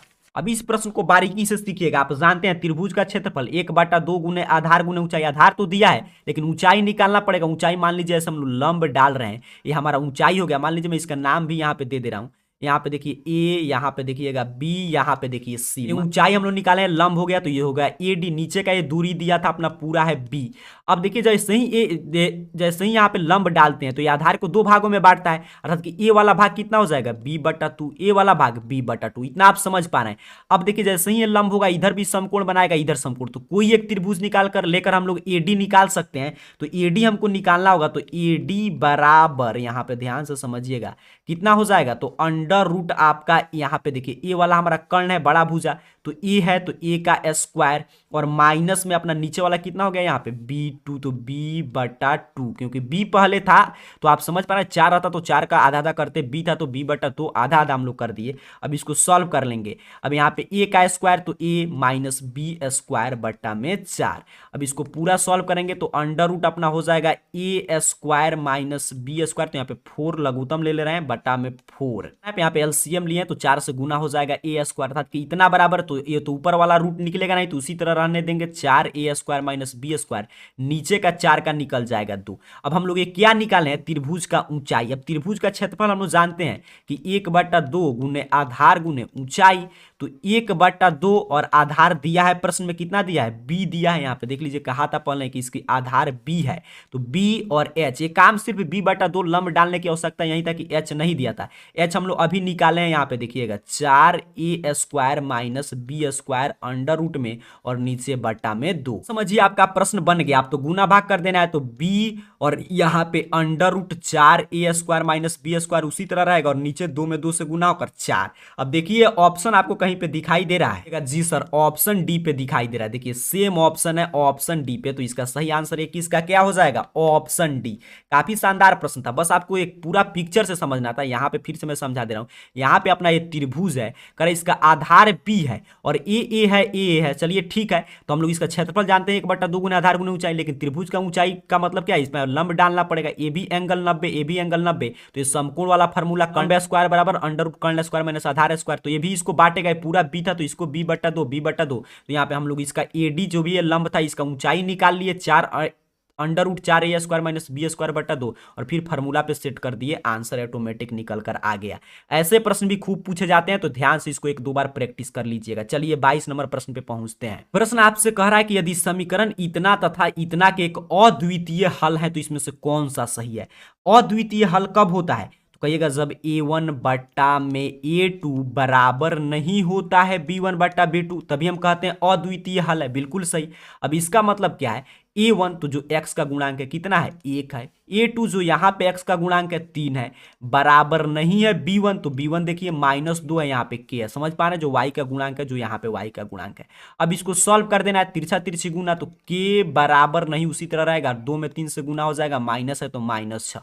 कहाँ पे दिया गया है सर, ऑप्शन बी पे, तो 22 का ऑप्शन बी आपको सही आंसर कर देना है। सोचिए अगर ऑब्जेक्टिव में आपको 50 में 50 लाना है, तो उसका सिंपल सा फॉर्मूला क्या कहता है कि जो भी क्लास आ रहा है उसमें प्रश्न को कैसे सॉल्व करते हैं सीखिए, लेकिन अब जो भी एक दिन आपके पास या 2 दिन का समय है, उसमें सिर्फ आपको फार्मूला बार बार रिवीजन कर लेना है। क्योंकि सोचिए कौन ऐसा प्रश्न है जिसको अगर फार्मूला आप नहीं जानते तो बिना फार्मूला का कोई प्रश्न आपसे नहीं बनेगा, और वहीं अगर आपको पूरा फार्मूला 1 से 15 तक मालूम है चैप्टर का, तो आपसे कोई ऐसा प्रश्न नहीं होगा जिसे आप नहीं सॉल्व कर पाएंगे। चलिए आगे बढ़ते हैं। 23 नंबर प्रश्न, ये भी काफी शानदार मैं शुरू में बोल दिया प्रश्न मिलेगा, क्योंकि खुद बिहार बोर्ड का एक क्वेश्चन बैंक है और इसी रूप में इस साल प्रश्न आएगा, सिर्फ अंक चेंज रहेगा, तो अंत तक बने रहिए। काफी शानदार प्रश्न आपके लिए लाया गया है, तो काफी शानदार प्रश्नों पे आपका कमांड होगा। कह रहा है किसी मीनार की ऊंचाई 10 मीटर है, जब सूर्य का उन्नयन कोण 45 डिग्री हो तो मीनार की छाया की लंबाई जमीन पर क्या होगा। अब देखिए हाइट डिस्टेंस से ये भी प्रश्न है, यहाँ पे ध्यान से हम लोग यहाँ पे पिक्चर बनाकर समझते हैं। यहाँ पे करा एक मीनार है और मीनार का ऊंचाई दिया है 10 मीटर, ये नहीं मालूम है तो मान ले रहे हैं एक्स है, यही पूछा है। देखिए छाया के जमीन पर लंबाई, ये छाया है और एक कोण दे दिया है 45, तो फिर tan से हमारा काम चल जाएगा। बिल्कुल, तो tan थीटा बराबर तो क्या होता है p/b, तो 10/x। अब थीटा का मान यहाँ पे दिया है, थीटा को हम हटाते हैं, यहीं पे हम लोग देखिए आसानी से सॉल्व कर पाएंगे। तो 45 डिग्री मान दिया था, यहाँ पे थीटा के जगह पर कितना दिया 45, अर्थात tan 45 का मान कितना होता है 1, इधर मैं लिख दे रहा हूँ 1 बराबर 10/x। देखिए ऑब्जेक्टिव में आपको कम रफ करना चाहिए। अब गुना कर देंगे तिरछा तिरछी, तो x में 1 से गुना कर x, अर्थात कि 10 मीटर। अब देखिए काफी शानदार प्रश्न था, मीनार का भी ऊंचाई 10 और छाया की भी ऊंचाई कितना आ गया 10, क्योंकि एंगल 45 था तो 1 होगा तो चेंज होगा नहीं, तो यहाँ पे देख रहे हैं 10 बिल्कुल दिया है, ऑप्शन डी पे दिया गया है 23 नंबर प्रश्न का सही आंसर। चलिए 24 नंबर प्रश्न को समझेंगे। ये भी प्रश्न काफी रिपीटेड प्रश्न है। कह रहा है किसी वृत्त के केंद्र से 5 सेंटीमीटर दूर स्थित बिंदु ए से वृत्त पर खींची गई स्पर्श रेखा की लंबाई 4 सेंटीमीटर है, तो वृत्त की त्रिज्या। अब ये भी देखिए पिक्चर बेस्ड प्रश्न है। क्या आपसे कह रहा है कि एक वृत्त है, तो यहाँ पे मैं पिक्चर बनाकर आपको क्लियर सिखा दे रहा हूं। कह रहा है यहाँ पे वृत्त है और वृत्त का मान लीजिए केंद्र है, तो कह रहा है केंद्र से इसका एक दूरी पर एक बिंदु है, कहीं पे कोई यहाँ पे मान लीजिए बिंदु है 5 सेंटीमीटर पर, और ए से वृत्त पर खींची गई स्पर्श रेखा, यहाँ से इस बिंदु से इस पे हम लोग स्पर्श रेखा खींच रहे हैं, तो इसका भी दूरी दिया है 4 सेंटीमीटर स्पर्श रेखा की लंबाई है। जानते हैं स्पर्श रेखा इस पे लंब होता है, वही हमारा केंद्र ओ हो गया, कुछ भी नाम दे सकते हैं, यहाँ पे ए हो गया, यहाँ पे मान लीजिए बी हो गया। समझ पा रहे हैं कि यहाँ पे जब समकोण त्रिभुज बन गया, समकोण त्रिभुज के 2 भुजा मालूम है, तीसरा भुजा फाइंड करना है, आसानी से फाइंड कर सकते हैं। ये देखिए OA क्या है, इस वृत्त का त्रिज्या है, यही हमें निकालना है। OB यहाँ पे देखिए OB क्या है, वृत्त की त्रिज्या, और OA हमारा यहाँ पे देखिए OA पूरा क्या हो गया, यहाँ पे लंब बन रहा है तो इसके सामने एक कर्ण हो जाएगा। तो आप समझ रहे हैं यहाँ पे कंडीशन क्या होगा, कर्ण का स्क्वायर बराबर आधार का स्क्वायर प्लस लंब का स्क्वायर, यही कंडीशन हो जाएगा। तो OA देखिए कितना दिया है प्रश्न में, 5 सेंटीमीटर की दूरी पे है। OB निकालना है सर, यही त्रिज्या है। AB दिया है 4, तो 4 का स्क्वायर करेंगे, या OB स्क्वायर बराबर 5 का स्क्वायर 25, और ये प्लस है तो इधर करना हो जाएगा -4 का स्क्वायर 16, या OB बराबर अंडर रूट 25 में से 16 घटाइएगा तो कितना हो जाएगा, तो कहिएगा 9, 16, 9, 25, तो इतना बराबर 3। तो एक भुजा कितना हो जाएगा 3। काफी शानदार है। वृत्त कितना त्रिज्या लेकर बनाया गया था, 3 सेंटीमीटर। ऑप्शन सी सही आंसर करना है 24 नंबर प्रश्न का। ये स्पर्श रेखा वाला ये एंगल जो 90 आप जो पढ़ते हैं कि स्पर्श रेखा पे वृत्त की त्रिज्या लंब होता है, बस वही सिंपल सा कॉन्सेप्ट पे पूरा प्रश्न था। ऐसे प्रश्न भी हर साल आता है, इस साल भी आएगा, अंक बदल जाएगा। आगे बढ़ते हैं 25 नंबर प्रश्न। देखिए ये भी प्रश्न शानदार है, सिर्फ आपको वीवीआई प्रश्न अंत समय में बताया जा रहा था कि यहां से सीधे सीधे प्रश्न मिले। कह रहा है 2 पासों के एक साथ उछाला गया, दोनों पासों की ऊपरी सतह पर एक ही संख्या आने की क्या प्रायिकता है। तो आपको पूरा नहीं लिखना है कि एक एक आ रहा है, एक दो आ रहा है, उतना लिखने की क्या हो सकता है जब आप कॉन्सेप्ट को सीखे हैं। कह रहा है 2 पासा को एक बार उछाला जा रहा है, तो आप जानते हैं कुल परिणाम कितना होगा, तो 2 पासा है तो 6 गुने 6 36 हो जाएगा। कुल परिणाम आपको मालूम हो गया 36। अब देखिए ई के अनुकूल कितने परिणाम है, कह रहा है पासा के ऊपरी सतह पर एक ही संख्या, तो पासा में एक ही संख्या क्या क्या आ सकता है, 2 पासा उछालेंगे तो 1 1 आ सकता है, 2 2 आ सकता है, बिल्कुल सही, 3 3 भी आ सकता है, 4 4 भी आ सकता है, 5 5 भी आ सकता है, 6 6 भी आ सकता है। क्योंकि कह रहा है कि देखिए ऊपरी सतह पर एक ही संख्या दोनों पर आए, तो यहां पे बस यही आपका कंडीशन बन सकता है, इसके अतिरिक्त कोई भी एक संख्या आएगा नहीं आएगा। तो कुल परिणाम 36, ई का अनुकूल कितना परिणाम हुआ, 1 2 3 4 5 6, 6 बटा में 36 कटा देंगे सर, 1 बटा में 6, ऑप्शन बी। बस पूरा लिखने की आवश्यकता नहीं है, ऑब्जेक्टिव में क्या कॉन्सेप्ट समझ के रखिए, जल्दी से आंसर निकाल लीजिए। बटा में 6, ऑप्शन बी 25 का सही आंसर हो गया। क्लियर, आप सीखे हैं कुल परिणाम 2 पासा उसार है तो 36 ही होगा, और एक ही दोनों पे अंक आए तो 1 1 2 2, यही 6 परिणाम ई का अनुकूल था तो बटा कर दिया। आप जानते हैं ई का अनुकूल परिणामों की संख्या बटा कुल संभावित परिणाम की संख्या। अब देखिए 26 नंबर प्रश्न एपी से। एपी का कोई भी प्रश्न आपको खोज खोज कर एग्जाम में बनाना है, गलत नहीं करना है। कह रहा है इसका कौन सा पद शून्य है, आपको बताना है कि इस एपी का कौन सा पद शून्य है। तो देखिए एपी है तो ए दिया है, ए कितना दिया है, 21 दिया है। डी निकाल सकते हैं, कोई भी 2 पद घटाएंगे -3। मान ले रहे हैं इसका एनवा पद शून्य है, एनवा पद क्या है शून्य, अर्थात कि ए एन बराबर 0 है। तो ए एन का फॉर्मूला क्या होगा, तो कहिएगा a plus n minus 1 into d बराबर 0 है। मान लिया हम लोग इसका एनवा पद नहीं मालूम है, वही तो निकालना है। तो ए हम लोग को प्रश्न में दिया था 21, एन तो निकालना है, और डी दिया है -3 बराबर 0। इसको यहाँ पे थोड़ा सा सॉल्व करते हैं, इस साइड ध्यान से समझिएगा। या 21 उसी तरह रहेगा, गुना करेंगे तो प्लस माइनस -3 और माइनस माइनस +3 बराबर 0, या -3n को इधर भेजते हैं और 21 3 अपना 24 बराबर -3n, तो इस साइड आकर हो गया +3n, या n बराबर 24 बट्टा में 3, अर्थात कि तीनों 8 है 24। तो n हम लोग बता दिए 8, तो हम लोग क्या माने थे कि nवां पद अर्थात कि 8वां पद 0 आ गया, 8वां पद इसका क्या होगा 0 होगा। ऑप्शन सी सही आंसर। आपको आंसर चेक करना है तो चेक भी कर सकते हैं। 8वां पद का मतलब a प्लस 7d, ए दिया था 21, 7 डी दिया था -3, देखिए 21 और -7 का 21 कितना हो गया 0। बिल्कुल हम लोग का आंसर सही है, 8वां पद इसका 0 हो जाएगा। आगे बढ़ते हैं 27 नंबर प्रश्न की बात करते हैं। प्रश्न आपके स्क्रीन पे आ चुका है। प्रश्न आपसे कह रहा है कि प्रथम पाद में स्थित किसी बिंदु की x अक्ष से दूरी क्या कहलाता है। तो ऐसे हम लोग लिखते हैं x y। तो कह रहा है x अक्ष से दूरी, यहां पे मूल प्रश्न है, देखिए क्या कर रहा है, x अक्ष से दूरी प्रथम पाद में स्थित है, क्या कहलाएगा। तो किसी भी पाद में हो x अक्ष से दूरी उस बिंदु का कहलाता है y निर्देशांक, और y को क्या बोलते हैं कोटि। बस प्रश्न को थोड़ा सा घुमाया था, ऑप्शन बी सही आंसर हो जाएगा। उम्मीद कर रहा हूं आप क्लियर मेरे बात को सीख रहे हैं। कह रहा है एक्स अक्ष से दूरी, तो वही तो होता है वाई निर्देशांक, यहाँ पे देखिए इंग्लिश में लिखा भी था वाई कोऑर्डिनेट, तो इसे हम लोग बोलते हैं कोटि। तो ऑप्शन बी 27 का सही आंसर करेंगे। चलिए आगे बढ़ेंगे, 28 नंबर प्रश्न को समझेंगे। उम्मीद कर रहा हूं आप अपने दिमाग में सभी प्रश्न के कॉन्सेप्ट को सेट कर रहे हैं, और अंत तक बनकर सभी सेट करके जाइए, एग्जाम में 100 में 100 स्कोर करके आइए। कह रहा है बहुपद इतना के शून्य का गुणनफल। तो पहले देखिए यहाँ पे बहुपद द्विघात बहुपद के शून्य के गुणनफल का फॉर्मूला हम लोग पढ़ते हैं, देखिए द्विघात बहुपद के रूप में है, नहीं है, तो इसको लाते हैं द्विघात बहुपद में, गुना कर देंगे। यहाँ पे देखिएगा 2 उसी तरह रहने देंगे, माइनस से गुना करेंगे, x square minus minus plus 1 में गुना होकर एक्स। चलिए इसको आप व्यवस्थित भी कर सकते हैं, नहीं तो ऐसे भी छोड़ देंगे तभी काम चल जाने वाला है। अब द्विघात बहुपद के रूप में हम लोग लिख दिए हैं। अब कह रहा है शून्यकों का गुणनफल बताइए, तो आप जानते हैं शून्यकों का गुणनफल क्या होता है, कितना बार आपको रटाया गया, सी बटा में A, alpha into beta, alpha plus beta A, पर इस पे जरूर एक प्रश्न आता है। तो सी बटा ए, तो सी जो कांस्टेंट होता है, किसी रूप में लिखा रहा है जो कांस्टेंट होगा वो सी, ए जो एक्स स्क्वायर का गुणांक होता है, तो एक्स स्क्वायर का गुणांक कितना है, -1 है। कटाएंगे तो माइनस, तो कहां पे है सर, ऑप्शन ए पे है, बिल्कुल सही। 28 का ऑप्शन ए आपको देखते देखते सही कर देना है। इतना भी घुमाकर पूछेगा एग्जाम में, लेकिन अगर आपको कॉन्सेप्ट पे कमांड होगा तो आप बिल्कुल अपना पूरा जो भी आपका टारगेट होगा 199 उतना करके आप आएंगे। आगे करा निम्नलिखित में कौन समांतर श्रेणी है, अर्थात कि कौन इसमें एपी में है। तो एपी में कब होगा, तो ऊपर अभी हम लोग चर्चा किए थे, जिसका सारबंतर बराबर हो। अब यहाँ पे देखिए 1 का स्क्वायर 1, 5 का 25, 7 का 49, यहाँ पे 73, घटा रहे हैं 25 में से एक जाएगा 24, ये भी 24, लेकिन ये 24 हो रहा है, नहीं हो रहा है, तो ये एपी में नहीं है क्योंकि इसका डी बराबर नहीं है। इसको भी चेंज करेंगे, √2 का मतलब √2 ही रहेगा। √8 को तोड़ेंगे तो 2 दूनी 4 दूनी 8, 2 √2। 18 को तोड़ेंगे तो 9 दूनी 18, तो 9 का हो जाएगा अपना 3 और √2 उसी तरह रहेगा। 32 को तोड़ेंगे तो 16 का तो निकल जाएगा 4, लेकिन इसका इसी तरह रहेगा। तो इसको घटाइए, इसमें से घटाइएगा तभी √2 बचेगा। इसमें से 3 √2 में से 2 √2 गायब, कितना बचेगा, 1 √2। इसको भी घटाइएगा तो 1 √2, तो यही एपी में है क्योंकि इसका सारबंतर बराबर। इसको भी घटा के चेक कीजिए, बराबर नहीं आएगा। इसको भी तो 0 0 बढ़ते जा रहा है, तो ये भी नहीं आएगा। तो ऑप्शन बी इसका सही आंसर करना है 29 नंबर प्रश्न का, क्योंकि पूछा था कौन एपी में है, तो जिसका सारबंतर डी बराबर होगा वही एपी में होगा, तो इसी का सारबंतर था कि डी का मान बराबर आ रहा था। चलिए आगे बढ़ते हैं, 30 नंबर प्रश्न की बात करते हैं। प्रश्न कह रहा है निम्नलिखित में कौन बहुपद नहीं है।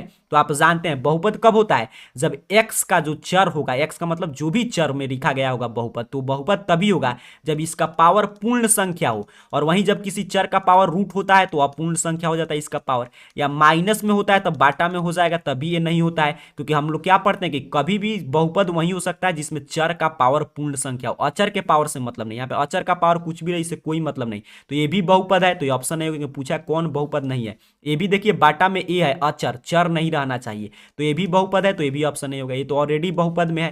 कौन बहुपद में नहीं है, ए, क्योंकि यहाँ पे देखिए 1/x से ऊपर जाएगा तो -x, और -x पूर्ण संख्या नहीं है, तो ऑप्शन डी इस प्रश्न का सही आंसर है। जब भी बहुपद पूछेगा बस सिंपल सा बात आपको चेक करना है कि चर जो भी होगा x y उसका पावर पूर्ण संख्या होना चाहिए, और दो ही कंडीशन में देता है, पूर्ण संख्या नहीं रहेगा, नहीं तो रूट में लिखेगा, नहीं तो बाटा में, नहीं तो माइनस में। ये उम्मीद कर रहा हूं एक एक कॉन्सेप्ट को विस्तार से आप सीख रहे हैं। 31 नंबर प्रश्न अगर आप तूफानी लाल की तरह तूफान मचाते हुए आंसर कमेंट कर देंगे तो मैं समझ जाऊंगा आपको मैथ समझ में आ रहा है और इसका सही आंसर आप एग्जाम में कर कर आने जा रहे हैं। 31 नंबर प्रश्न को पहले ध्यान से पढ़िए, समझिए, फिर सॉल्व कीजिए। कह रहा है के किस मान के लिए समीकरण निकाय इतना और इतना के अनगिनत हल होंगे। अब देखिए प्रश्न पूछ रहा है अनगिनत हल, तो मैं बोला बिना फार्मूला का आप मैथ में एक भी लाइन आगे नहीं बढ़ सकते हैं। तो अनगिनत हल के लिए आपको कंडीशन याद होना चाहिए। तो कंडीशन अनगिनत हल का कब होता है, जब a1/a2 बराबर है b1/b2 और a बराबर है आपका c1/c2, तभी क्या होता है अनगिनत हल। अब कोई भी दो हम लोग बराबर करके चेक कर सकते हैं, जरूरी नहीं है तीनों बराबर ही करें। तो यहां पे देखिए जिसमें k आ जाएगा वहीं पे हम लोग रुक जाएंगे। तो a1/a2, तो 4/a2 कितना है, जो x का गुणांक है 2। जल्दी से आपको कमेंट करना है जो भी मैं बात पूछूं।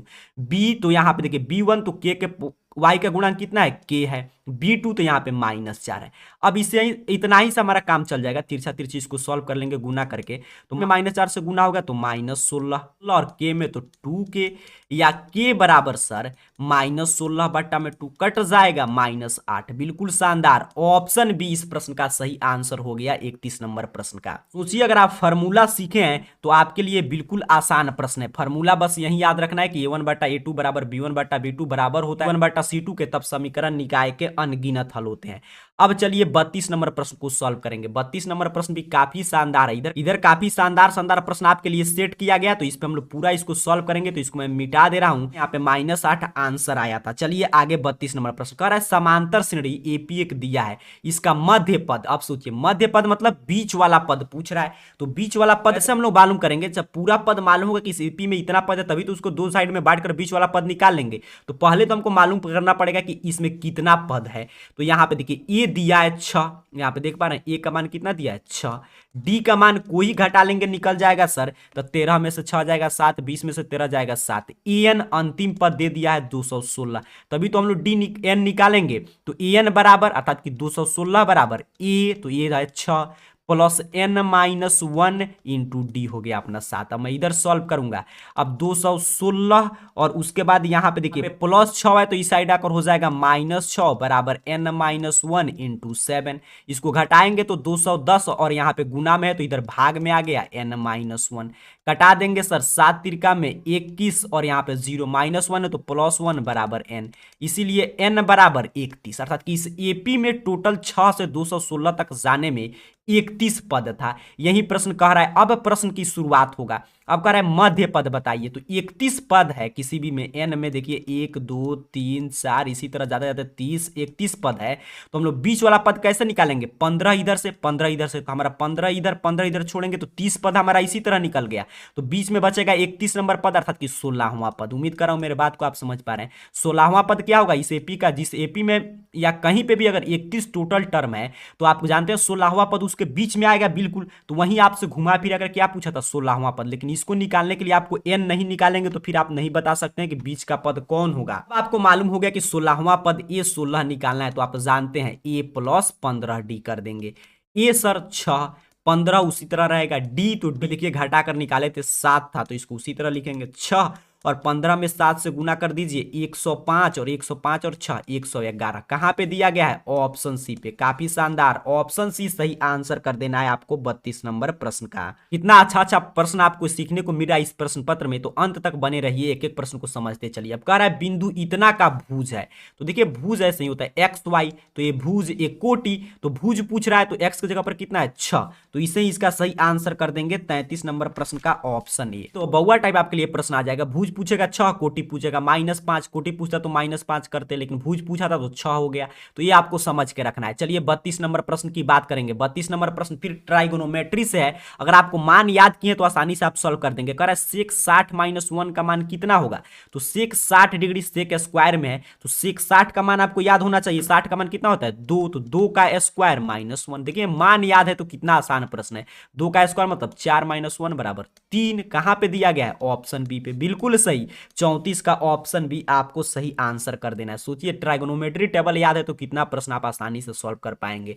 35 नंबर प्रश्न कह रहा है कि यदि इतना के शून्यक अल्फा बीटा हो तो अल्फा प्लस बीटा, तो मैं बोला अल्फा प्लस बीटा और अल्फा इंटू बीटा जरूर समझ करके देखिए, जो भी मॉडल पेपर या जो भी क्वेश्चन बैंक या कोई भी पेपर हम लोग मैथ का चर्चा कर रहे हैं उसमें इस पे जरूर प्रश्न आ रहा है। तो अल्फा प्लस बीटा का मतलब कितना होता है -b बटा ए, -b अर्थात कि जो x का गुणांक है तो -5 और a कितना है इसमें x स्क्वायर का गुणांक देखिए कितना है, कहिएगा सर 1 है, तो -5 में 1 से भाग देंगे -5, ऑप्शन बी सही आंसर आपको कर देना है 35 नंबर प्रश्न का। चलिए आगे बढ़ते हैं। 36 नंबर प्रश्न आपके एनसीईआरटी का प्रश्न है, कह रहा है 5005 के कितने अभाज्य गुणनखंड है, तो इसका अभाज्य गुणनखंड आसानी से हम लोग निकाल सकते हैं। 5005 5 से निकालेंगे 1001 में निकल जाएगा, फिर किससे कटेगा 5 के बाद 7 से कटेगा, ये तो 7 कम 7 7 चौका 28 7 तिरका 21, बिल्कुल सही। फिर अब किससे कटेगा 11 से, 11 कम 11 11 3 33, अब कटेगा नहीं कटेगा, अर्थात कि आपने क्या बता दिया 5005 बराबर 5 गुने 7 गुने 11 गुने में 13, कितने अभाज्य गुणनखंड है, सभी अभाज्य संख्या है तो 1 2 3 4, तो बिल्कुल सही ऑप्शन बी, इसके 4 अभाज्य गुणनखंड है, तो ऑप्शन बी आपको सही आंसर करना है। चलिए 37 नंबर प्रश्न, एक एक प्रश्न को सीखते चलिए, अंत तक बने रहिएगा। कह रहा है 1 + tan स्क्वायर ए बटा 1 + cot स्क्वायर ए, बहुआ टाइप प्रश्न है, अगर फार्मूला याद किए हैं तो, नहीं याद किए हैं तो फिर आपसे नहीं बनेगा। 1 + tan स्क्वायर ए बराबर सेक स्क्वायर ए, कितना बार हम लोग चर्चा किए हैं, और यहां पे देखिएगा 1 + cot स्क्वायर ए तो cosec स्क्वायर ए, बिल्कुल सही। अब इसको बस बदल देना है, सेक स्क्वायर को बदलेंगे, यहां पे मैं लिख दे रहा हूं, तो 1 बटा cos का उल्टा होता है सेक, और cosec साइन का उल्टा होता है आपका cosec, बिल्कुल सही। अब ये ऊपर चला जाएगा, यहाँ पे भाग में तो गुना में जाएगा, तो हो जाएगा अपना साइन स्क्वायर ए बटा में cos स्क्वायर ए, तो साइन बटा cos tan, और स्क्वायर है तो स्क्वायर चढ़ जाएगा tan स्क्वायर ए, बिल्कुल शानदार ऑप्शन डी। सोचिए अगर फॉर्मूला मालूम है तो आप कैसे 50 में 50 ऑब्जेक्टिव आप सही करके आएंगे। दो फार्मूला 1+tan² है सेक स्क्वायर है, 1+cot² है कोसेक स्क्वायर है, बस आगे तो कॉस को चेंज किया और यहाँ पे ऊपर चला गया tan हो गया। क्लियर सीखिएगा। 38 नंबर प्रश्न देखिए, काफी शानदार प्रश्न है। कह रहा है एक घड़ी की मिनट के सुई 21 सेंटीमीटर लंबी है, मिनट की सुई की बात हो रहा है, 21 सेंटीमीटर लंबी है, तो इसके द्वारा 10 मिनट में रचित क्षेत्रफल कितना होगा। तो ये मान लेना हमारा घड़ी है वृत्ताकार है और इसका मिनट का सुई यहाँ पे देखिए कह रहा है जो इसका मिनट का सुई है ये 21 मीटर की वृत्त की त्रिज्या है, यही बात कह रहा है। और कह रहा है इसके 10 मिनट, मान लीजिए यहाँ पे 5 है यहाँ पे 10 है, तो यहाँ तक तो त्रिज्य खंड का समझिए क्षेत्रफल बना रहा है। तो यही पूछा है कि इसके रचित क्षेत्रफल कितना होगा। तो पहले तो एंगल थीटा का मान आर तो ठीक है हमें मिल गया, लेकिन थीटा का मान निकालना पड़ेगा।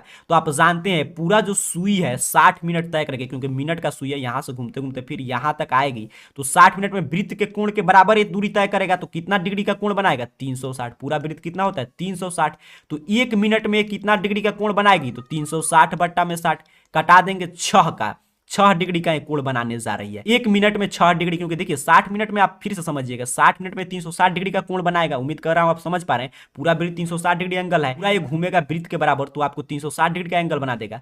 तो 1 मिनट चलने में कितना डिग्री कोण बनाएगी 60, 6 मिनट, क्योंकि भाग दे देंगे। अब हमसे 10 मिनट का निकालना है, तो 10 मिनट में कितना एंगल का कोण बनाएगा, तो 6 गुना 10 अर्थात कि 60 डिग्री का एक कोण बनाएगा। तो थीटा का मान निकल गया। अब देखिए त्रिज्य खंड का क्षेत्रफल हो रहा है, तो त्रिज्य खंड का क्षेत्रफल आप जानते हैं थीटा बटा 360 पाई आर स्क्वायर। तो थीटा हम लोग बता दिए, मैं थोड़ा सा और इसको नीचे करूंगा। यहाँ पे देखिए थीटा हम लोग बताएं कितना 60 और यहाँ पे 360 पाई 22/7 आर, तो आर प्रश्न में दिया है 21, यहाँ पे देख रहे हैं 21 सेंटीमीटर है, गुने में 21 कटा देंगे 6 से 6 हो जाएगा 7 से 7 तिरका 21, 3 से 2, 2 से 11, बस आगे कटा देना था 11 गुने 21, 11 का में 11, 11 दूनी 22 1 23, 231 कहाँ पे है ऑप्शन सी पे है। काफी शानदार प्रश्न था ये, अंक 2 अंक में भी प्रश्न आ सकता है। यहाँ पे देखिए ऑप्शन से हम लोग आंसर निकाल दिए। फिर से समझ लीजिए 2 अंक में आएगा तो पूरा आप लिख कर बनाइएगा कि एक घड़ी के द्वारा मिनट की सुई 21 सेंटीमीटर लंबी है। मिनट तो देखिए घड़ी पूरा घूमने में मिनट का सुई है, वृत्त के त्रिज्या पूरा टच करके चलता है, वृत्त के त्रिज्या का काम करता है। तो यहाँ पे पूरा इसको वृत्त का एंगल है 360, तो 60 मिनट घूमेगा तब पूरा घूम पाएगा। तो 1 मिनट में 6 डिग्री का कोण बनाएगी, 10 मिनट में 60 डिग्री, और यहाँ पे त्रिज्य खंड बन जा रहा है 10 मिनट में। तो यहाँ पे थीटा बटा 360 पाई आर स्क्वायर, बस आगे गुना भाग कर दिए, आंसर निकल गया। आगे बढ़ेंगे 39 नंबर प्रश्न। कह रहा है बिंदु इतना और इतना दोनों अवस्थित है। देखिए क्या पूछ रहा है कि बिंदु कहां पे अवस्थित है, यही प्रश्न आपसे पूछा जा रहा है। यहाँ पे देखिएगा, मान लीजिए हम एक ग्राफ बनाकर आपको समझा दे रहे हैं। यहाँ पे ये मान लीजिए हमारा है x, ये है अपना x डैश, ये है y, ये है y डैश। क्लियर समझिएगा। कह रहा है एक बिंदु है 3 3 अर्थात कि प्लस प्लस में है, प्रथम पाद में है। देखिए प्लस प्लस में प्रथम पाद में। दूसरा है माइनस प्लस, तो ये भी द्वितीय पाद में है। आप समझ पा रहे हैं द्वितीय पाद में बिंदु है तभी माइनस प्लस में है। तो एक प्रथम पाद में एक द्वितीय पाद में। कह रहा है कहाँ पे अवस्थित है, x अक्ष पर नहीं है। x अक्ष पर कहाँ है, y 0 हो रहा था तब x अक्ष पर होता है, y अक्ष पर तो x 0 रहा था तब होता, तब भी नहीं है। x अक्ष के एक ओर, बिल्कुल देखिए यहाँ पे x अक्ष के एक ओर है। x अक्ष के दोनों ओर कब होता है, जब एक बिंदु इस साइड आता है। लेकिन जानते हैं एक प्रथम पाद में एक द्वितीय पाद, तो दोनों x अक्ष के एक ही ओर आ जाएगा। तो ऑप्शन सी 39 का आपको सही आंसर कर देना है। आप समझ रहे हैं कि x अक्ष के दोनों ओर कब करते हैं, जब दोनों तरफ बिंदु आता। तो ऐसे ग्राफ से कोई भी प्रश्न आएगा कॉन्सेप्ट पे बेस्ट आप बना लीजिएगा। 40 नंबर प्रश्न देखिए क्या कह रहा है। प्रश्न आपसे कह रहा है कि इसका हल निकालिए, इस समीकरण को हल करना है। तो चलिए किसी भी विधि से आप हल करके एक्स वाई का मान बता सकते हैं। हम लोग प्रयोग करते हैं आप लोपन विधि का, ताकि आसानी से बन जाए। क्योंकि यहाँ पे देखिए 2x है, यहाँ पे 2x है, तो ये समीकरण 1 और ये समीकरण 2। तो समीकरण 1 से 2 घटा लेंगे, तो यहीं पे मैं घटा दे रहा हूं, ध्यान से आपको उम्मीद कर रहा हूं दिखाई दे रहा होगा। 2x + 3y = 11। नीचे लिखेंगे दूसरा समीकरण 2x - 4y = -24। घटा रहे हैं, साइन से चेंज हो जाएगा, माइनस प्लस, यहाँ माइनस है तो प्लस कैंसिल। 4 3 7y = 4 1 5 2 1 3, क्योंकि जुड़ जाएगा, यहाँ पे माइनस है तो प्लस हो चुका है। या y = 5, यहाँ पे कट गया, 7 5 35। अब y आपने निकाल दिया 5। अब x का मान ऐसे भी आप टिक कर सकते हैं, y का एक ही मान 5 है तो यही सही हो जाएगा। लेकिन x आप निकाल लीजिए, x का मान हम लोग रखेंगे किसी भी समीकरण में, y का मान रखेंगे x आ जाएगा। तो यहाँ पे जैसे एक में ही मैं रख दे रहा हूँ, तो 2x और 3y की जगह पर 5, यहाँ पे बराबर 5 था, और बराबर में हो जाएगा 11। या 2x = 11 और माइनस प्लस है तो इस साइड आकर -5 3 15। या x बराबर -4/2 कटा देंगे -2, तो x आ गया -2 और अपना y आ गया कितना 5। देखते हैं कहाँ है, तो ऑप्शन डी में शुरू में बोल दिया, एक ही y का मान 5 था तो इसीलिए हमको लगा कि वही आंसर हो जाएगा। उम्मीद कर रहा हूं आप 40 नंबर प्रश्न भी क्लियर समझ चुके हैं। तो समीकरण हल करने पे बेस्ट प्रश्न था। 41 नंबर प्रश्न बउआ भी बता देगा 10th का। आपको भी बताना है कि 41 का सही आंसर क्या होगा। कह रहा है tan 49/cot 41। कहिएगा सर कोई चेंज कर देंगे, जैसे मान लीजिए tan को अगर हम रहने दे रहे हैं तो cot को चेंज कर देंगे तो हो जाएगा tan 90 - 41, तो ये भी घट के आ जाएगा उतना ही tan 49 और बट्टा में tan 49। ऐसे आप जानते हैं जब एंगल 90 हो tan cot का पेयर हो तो हमेशा ऑप्शन सी होता है, अर्थात कि 1 इसका सही आंसर होगा ऑप्शन सी। सभी प्रश्न यही सही है, सही इजी इजी टाइप प्रश्न आपको खोज खोज कर 50 बना लेना है। आगे देखिए 42 नंबर प्रश्न भी काफी शानदार है, इसको भी डिटेल में हम लोग चर्चा करेंगे। कह रहा है समांतर श्रेणी इतना के लिए a30 - a20 मान कितना है जहां an समांतर श्रेणी का nवां पद है।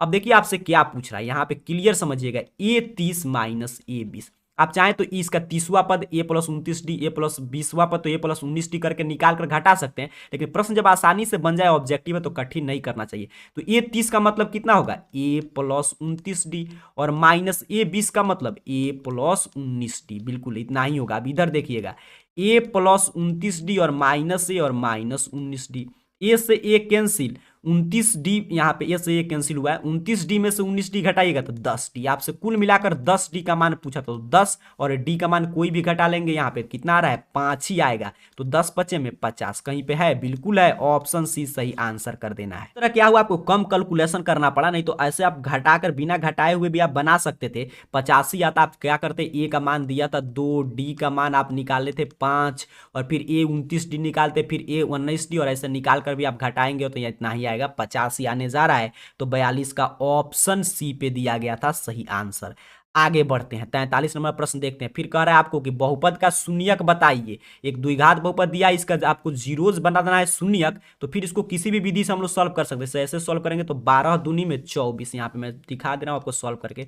24 होगा तो तोड़ेंगे 2 से, तो 12, 2 से 6 और फिर अपना 2 से हो जाएगा 3। अब इसको इस रूप में लिखना है कि यहाँ पे कितना आ जाए, बीच में 5 और गुना भाग करने पे 24, तो 2 दूनी 4 दूनी 8 में से 3 जाएगा, 5 होगा, बिल्कुल सही, इसी रूप में हम लिख सकते हैं। तो यहाँ पे मैं लिख दे रहा हूँ, यहाँ पे देखिए 2x² - 3x + 8x - 12 बराबर 0। अब देखिए 8 3 का 24 भी अपना आ जाएगा और घटाएंगे तो 5 भी आ जाएगा। अब इसमें से कुछ कॉमन होगा, क्या कॉमन है, x, 2x - 3। इसमें से भी कुछ कॉमन होगा, बिल्कुल 4 कॉमन हो जाएगा, तो 4 दूनी 8 और माइनस है तो -4 3 12। अब एक बाहर वाला एक भीतर वाला लेंगे तो x + 4 और भीतर है अपना 2x - 3 बराबर 0। अब इस साइड भेजिए तो x बराबर +4 है तो -4 और यहाँ पे -3 है तो +3, यहाँ पे गुना में है तो इस साइड में आकर हो जाएगा भाग में, तो -4 3/2 बी पे दिया गया है, बिल्कुल सही, ऑप्शन बी आपको सही आंसर कर देना है 43 का। वह टाइप प्रश्न था, अब आप समझ चुके हैं द्विघात बहुपद का शून्यक निकालना हम लोग कितना सीख चुके हैं, तो ऐसे ही आप सॉल्व कर देंगे। चलिए 44 नंबर प्रश्न भी शानदार है। कह रहा है आपसे कि कितने 2 अंक की संख्याएं 3 से विभाज्य है। तो 2 अंक की संख्या कहां से शुरू होता है, तो 10, 11, 12 ऐसे ही शुरू होगा, कहां पे खत्म हो जाएगा, 99 पे। कह रहा है 3 से विभाज्य से हमको सिर्फ मतलब रखना है, तो 3 से विभाज्य 10 भी नहीं है, 11 भी नहीं है, 12, अर्थात कि हमारा एपी 12 से शुरू होगा और 12, 15, 18 ऐसे 99 भी विभाज्य, तो अंतिम पद ए हो जाएगा। कह रहा है कितना, तो ए मिल गया 12, एपी हमने बता दिया। डी, तो डी ऑलरेडी कह रहा है 3 से विभाज्य तो 3 है। एन मिल गया 99। अब आप एन का मान नहीं बता सकते हैं, बिल्कुल बता सकते हैं, कहिएगा सर एन बराबर a + n - 1 × d। an अंतिम पद 99 है, a 12 से शुरू हो रहा है, 2 अंक का संख्या पूछा है, n निकालना है गुरुजी, d 3 हमको दिया है। अब देखिए 99 और +12 है तो -12 बराबर n - 1 × 3, यहाँ पे घटाएंगे तो हो जाएगा अपना 7 और यहाँ पे 8 और यहाँ पे गुना में है तो इस साइड में भाग में बराबर n - 1। तो घटाएंगे तो अपना हो जाएगा कितना, 2 3 दूनी 6 और 3 9 27 और -1 है तो +n, यहाँ पे +1 हो जाएगा, अर्थात कि n बराबर 29 1 30, अर्थात कि इसमें टोटल 30 पद थे, तो ऑप्शन बी आपको सही आंसर करना है 44 का। एग्जाम में ऐसे ही सभी प्रश्न को आपको आसानी से सॉल्व कर लेना है, क्योंकि कहा था कि 2 अंक की कितनी संख्या 3 से विभाजित है, तो 2 अंक की संख्या 10 से शुरू हो रहा है, लेकिन 10 10 11 कटेगा 3 से नहीं कटेगा, तो हमारा एपी बनेगा 12 15 18 से 99 तक। तो ए मिल गया 12, डी 3, ए एन 99। तो एन का मान हम लोग ने बता दिया। अभी हम लोग इस पे कितना प्रश्न ऊपर सॉल्व किए थे एन का मान निकालने के लिए। आगे देखते हैं 45 नंबर प्रश्न। कह रहा है आपसे कि यदि साइन ए बराबर 8/17 तो कॉट ए का मान क्या होगा। का आंसर आप भी सॉल्व करके बताइए कितना होगा। साइन ए बराबर दिया है 8/17। तो यहां पे ध्यान से देखिए, साइन ए का मतलब P/H, लंब बटा में कर्ण दिया है। तो B पहले हम निकालेंगे, तो B बराबर √H² माइनस P²। तो इतना बराबर √H कितना है 17 का स्क्वायर और माइनस अपना 8 का स्क्वायर। इतना बराबर √17 का स्क्वायर कीजिएगा तो कितना होगा, कहिएगा 289 होता है। बिल्कुल सही। 8 का स्क्वायर 64, घटाएंगे 289 में से अपना 64 घटा देंगे तो 225 15, अर्थात कि बी आ गया 15। अब कॉट पूछा था तो कॉट थीटा बराबर आप जानते हैं B/P होता है। tan का P/B तो इसका B/P आधार बटा लंब। तो बी हम लोग अभी निकाले हैं, यहाँ पे देखिए 15 तो ऊपर हो जाएगा 15। पी प्रश्न में दिया था कितना दिया है 8, P/S तो P है 8 और H है 17। तो 15/8 आसानी से कह देंगे ऑप्शन सी। काफी शानदार। जो भी छात्र छात्राएं ऑप्शन सी कमेंट कर रहे हैं आपका आंसर समझिए बिल्कुल सही है। कॉन्सेप्ट में सभी खेल है, कॉन्सेप्ट सीखिए और या फॉर्मूला याद रखिए, एग्जाम में कोई प्रश्न गलत नहीं होगा। 46 नंबर प्रश्न देखिए, इसमें आपको क्या सॉल्व करना है, इसका सही आंसर क्या होगा। सभी विद्यार्थी एक साथ कमेंट कीजिए। कॉट 90 माइनस थीटा, कहिएगा बउआ भी बता देगा tan ए। बिल्कुल सही, tan थीटा। तो थीटा की जगह पर ए दिया था तो tan ए हो जाएगा। आगे अब देखिए 47 नंबर प्रश्न। कह रहा है आपसे प्रश्न की √3 है। √3 कौन संख्या, अपरिमेय संख्या। क्या इसमें समय लेना है, जल्दी से ऑप्शन सी का आपको कलर कर देना है एग्जाम में। यहाँ पे कमेंट कीजिए ऑप्शन सी। आगे बढ़ते हैं 48 नंबर प्रश्न देखते हैं। 48 नंबर फिर जो हम लोग ऊपर अभी प्रश्न बनाए थे उसी पे बेस्ट प्रश्न है। आपसे कह रहा है कि कौशेक थीटा बराबर √10। तो कौशेक थीटा √10, तो इसके नीचे बट्टा में कुछ नहीं तो क्या है 1 है। तो कौशेक तो साइन का उल्टा होता है, अर्थात कि H/P। तो इसमें भी H दिया है √10, P दिया है 1। तो फिर B निकालेंगे तो फिर वही फॉर्मूला B बराबर √H का स्क्वायर तो √10 का होल स्क्वायर। और मैं सीधे सीधे लिख दे रहा हूं और आपका हो जाएगा यहाँ पे क्या होगा, यहाँ पे माइनस और अपना P का स्क्वायर। तो P कितना है 1, तो 1 का स्क्वायर। इतना बराबर √10 का स्क्वायर, तो रूट से रूट गायब हो जाएगा, 10 बचेगा। और 1 का स्क्वायर 1, √9 बराबर 3। हमने B बता दिया 3। अब पूछ रहा आपसे सेक थीटा बताइए। तो cos थीटा B/H, तो सेक थीटा H/B। H कितना होगा, तो H प्रश्न में दिया था, देखिए कितना दिया है, ऊपर √10 दिया है। और आपका B, तो B हम लोग निकाले हैं 3, √10/3 ऑप्शन B पे दिया गया है। इससे ही आपको सही आंसर कर देना है। ऐसे प्रश्न खूब घूम फिर कर पूछे जाते हैं। बस आपको बस ये क्या है, जो कर्ण स्क्वायर बराबर लंब स्क्वायर प्लस आधार स्क्वायर साइन कॉस tan का फॉर्मूला मालूम है तो ऐसे प्रश्न आपको आएगा। देखिए कितना प्रश्न मिल रहा है एक ही सेट में, तो इतना प्रश्न आप बना देंगे, सोचिए आपका कितना अच्छा अंक आ जाएगा। 49 नंबर प्रश्न की बात करते हैं। आपसे कह रहा है कि बिंदु इतना और इतना को मिलाने वाली रेखाखंड के मध्य बिंदु का नियामक। तो मध्य बिंदु का नियामक अभी ऊपर हम लोग प्रश्न 20 पे सीखे थे, x1 + x2/2 और फिर y1 + y2/2। देखिए कहां पे दिया गया है, यहां पे दिया गया है। सीधे सीधे फार्मूला पूछ रहा है।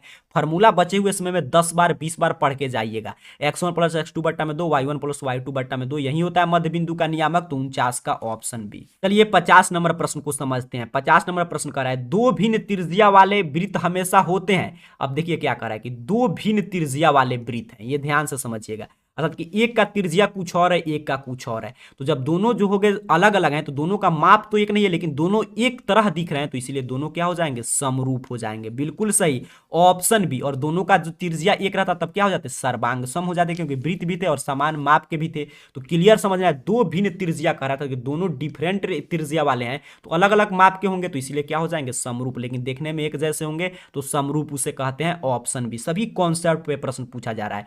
51 नंबर प्रश्न देखिए क्या कह रहा है।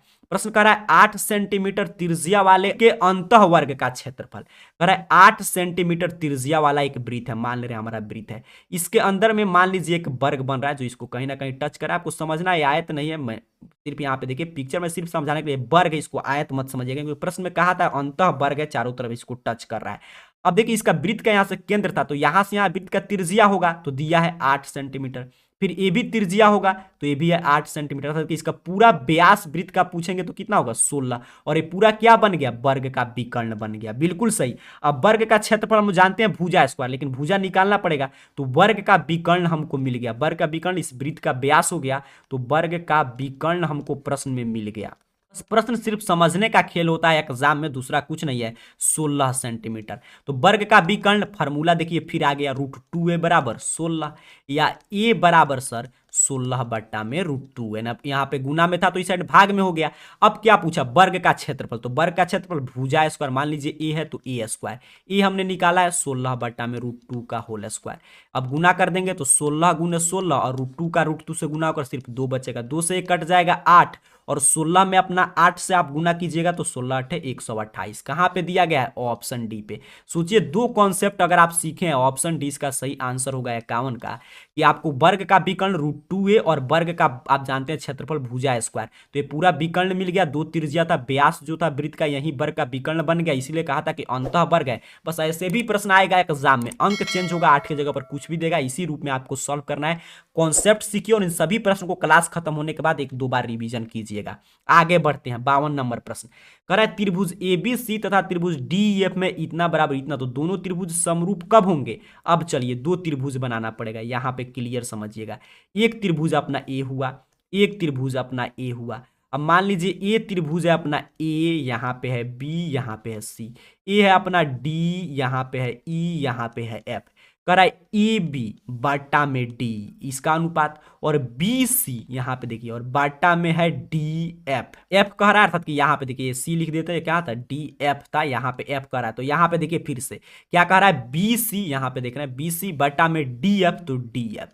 अब कह रहा है कब समरूप होंगे, तो जो ठीक है भुजा का अनुपात बराबर है लेकिन इसके बीच का कोण भी बराबर होना चाहिए, तो इस दोनों भुजा के बीच में कौन कोण बन रहा है, कोण बी बन रहा है। बस ये आसान प्रश्न होता है, इस दो भुजा के बीच में कोण डी बन रहा है, तो कोण बी बराबर कोण डी जब हो जाएगा तो ये दोनों त्रिभुज समरूप हो जाएंगे, क्योंकि इनका अनुपात भी बराबर था, एंगल भी बराबर हो जाएगा। कौन सा एंगल पूछा था, तो जो इनके भुजा के बीच में बनेगा, तो देखिए ये भुजा की बात हुआ था, इसके बीच में बी बन रहा है, इसके बीच में डी बन रहा है, कहां पे कंडीशन है ध्यान से देखिएगा, तो ऑप्शन सी पे है कोण बी बराबर कोण डी, तो इसीलिए ऑप्शन सी सही आंसर कर देना है। ऐसे भी प्रश्न आता है एग्जाम में, मैं बोल रहा हूं थोड़ा सा इसका नाम चेंज करेगा, बाकी मान लीजिए अलग अलग भुजा का अनुपात देगा तो उसी के बीच का कोण ऐसे निकाल दीजिएगा, आसानी से आप बनाएंगे, 1 नंबर आपका फिक्स हो जाएगा। अब देखिए 52 नंबर प्रश्न कह रहा है आपसे कि यदि रैखिक समीकरण के युग्म असंगत हैं तो उसे निरूपित करने वाली रेखाएं कैसी होगी। रैखिक समीकरण का युग्म असंगत है, असंगत का मतलब क्या करें, उसका कोई हल नहीं है, तो कोई हल कब नहीं होता है, जब दोनों रेखाएं समांतर हो, तो समांतर होगा, बिल्कुल सही, ऑप्शन ए सही आंसर हो जाएगा 53 नंबर प्रश्न का। 54 नंबर प्रश्न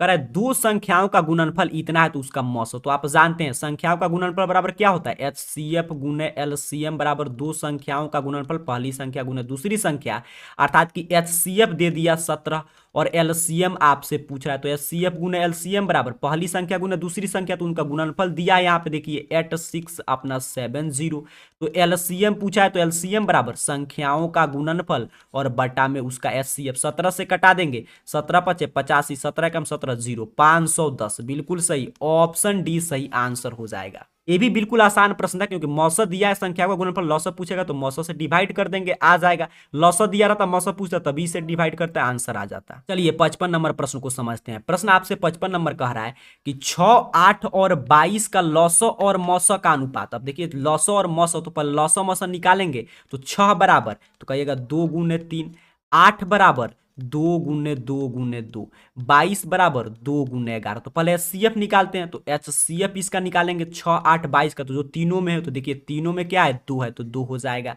LCM फिर निकालेंगे तो HCF जो आया था उसको लिखेंगे, बाकी जो बच गया 3, इसमें क्या बच गया 4, इसमें बच गया 11, पूरा गुना कर देंगे तो 2 3 6, 6 चौका 24, और 24 में हमको किससे गुना करना पड़ेगा 11 से, 11 से गुना करेंगे तो 11 चौका 44, 11 दूनी 22 और यहाँ पे 264। अब LCM निकल गया, यहाँ पे HCF निकल गया। प्रश्न में क्या पूछा, लौसम अनुपात मौसम, अर्थात कि LCM अनुपात HCF, बस इसी पे प्रश्न का आंसर डिसाइड होगा। तो LCM 264, HCF 2, कटा देंगे 2 से कट जाएगा 2 एकम 2, 2 तिहाई 6, 2 दूनी 4 और यहाँ पे 2 एकम 2, तो 132 अनुपात 1। बस कितना आसान प्रश्न था, HCF LCM बस निकालना था और जो अनुपात पूछेगा उसी रूप में अनुपात निकाल दीजिएगा, आपको 1 नंबर मिल जाएगा। 56 नंबर प्रश्न की बात करते हैं।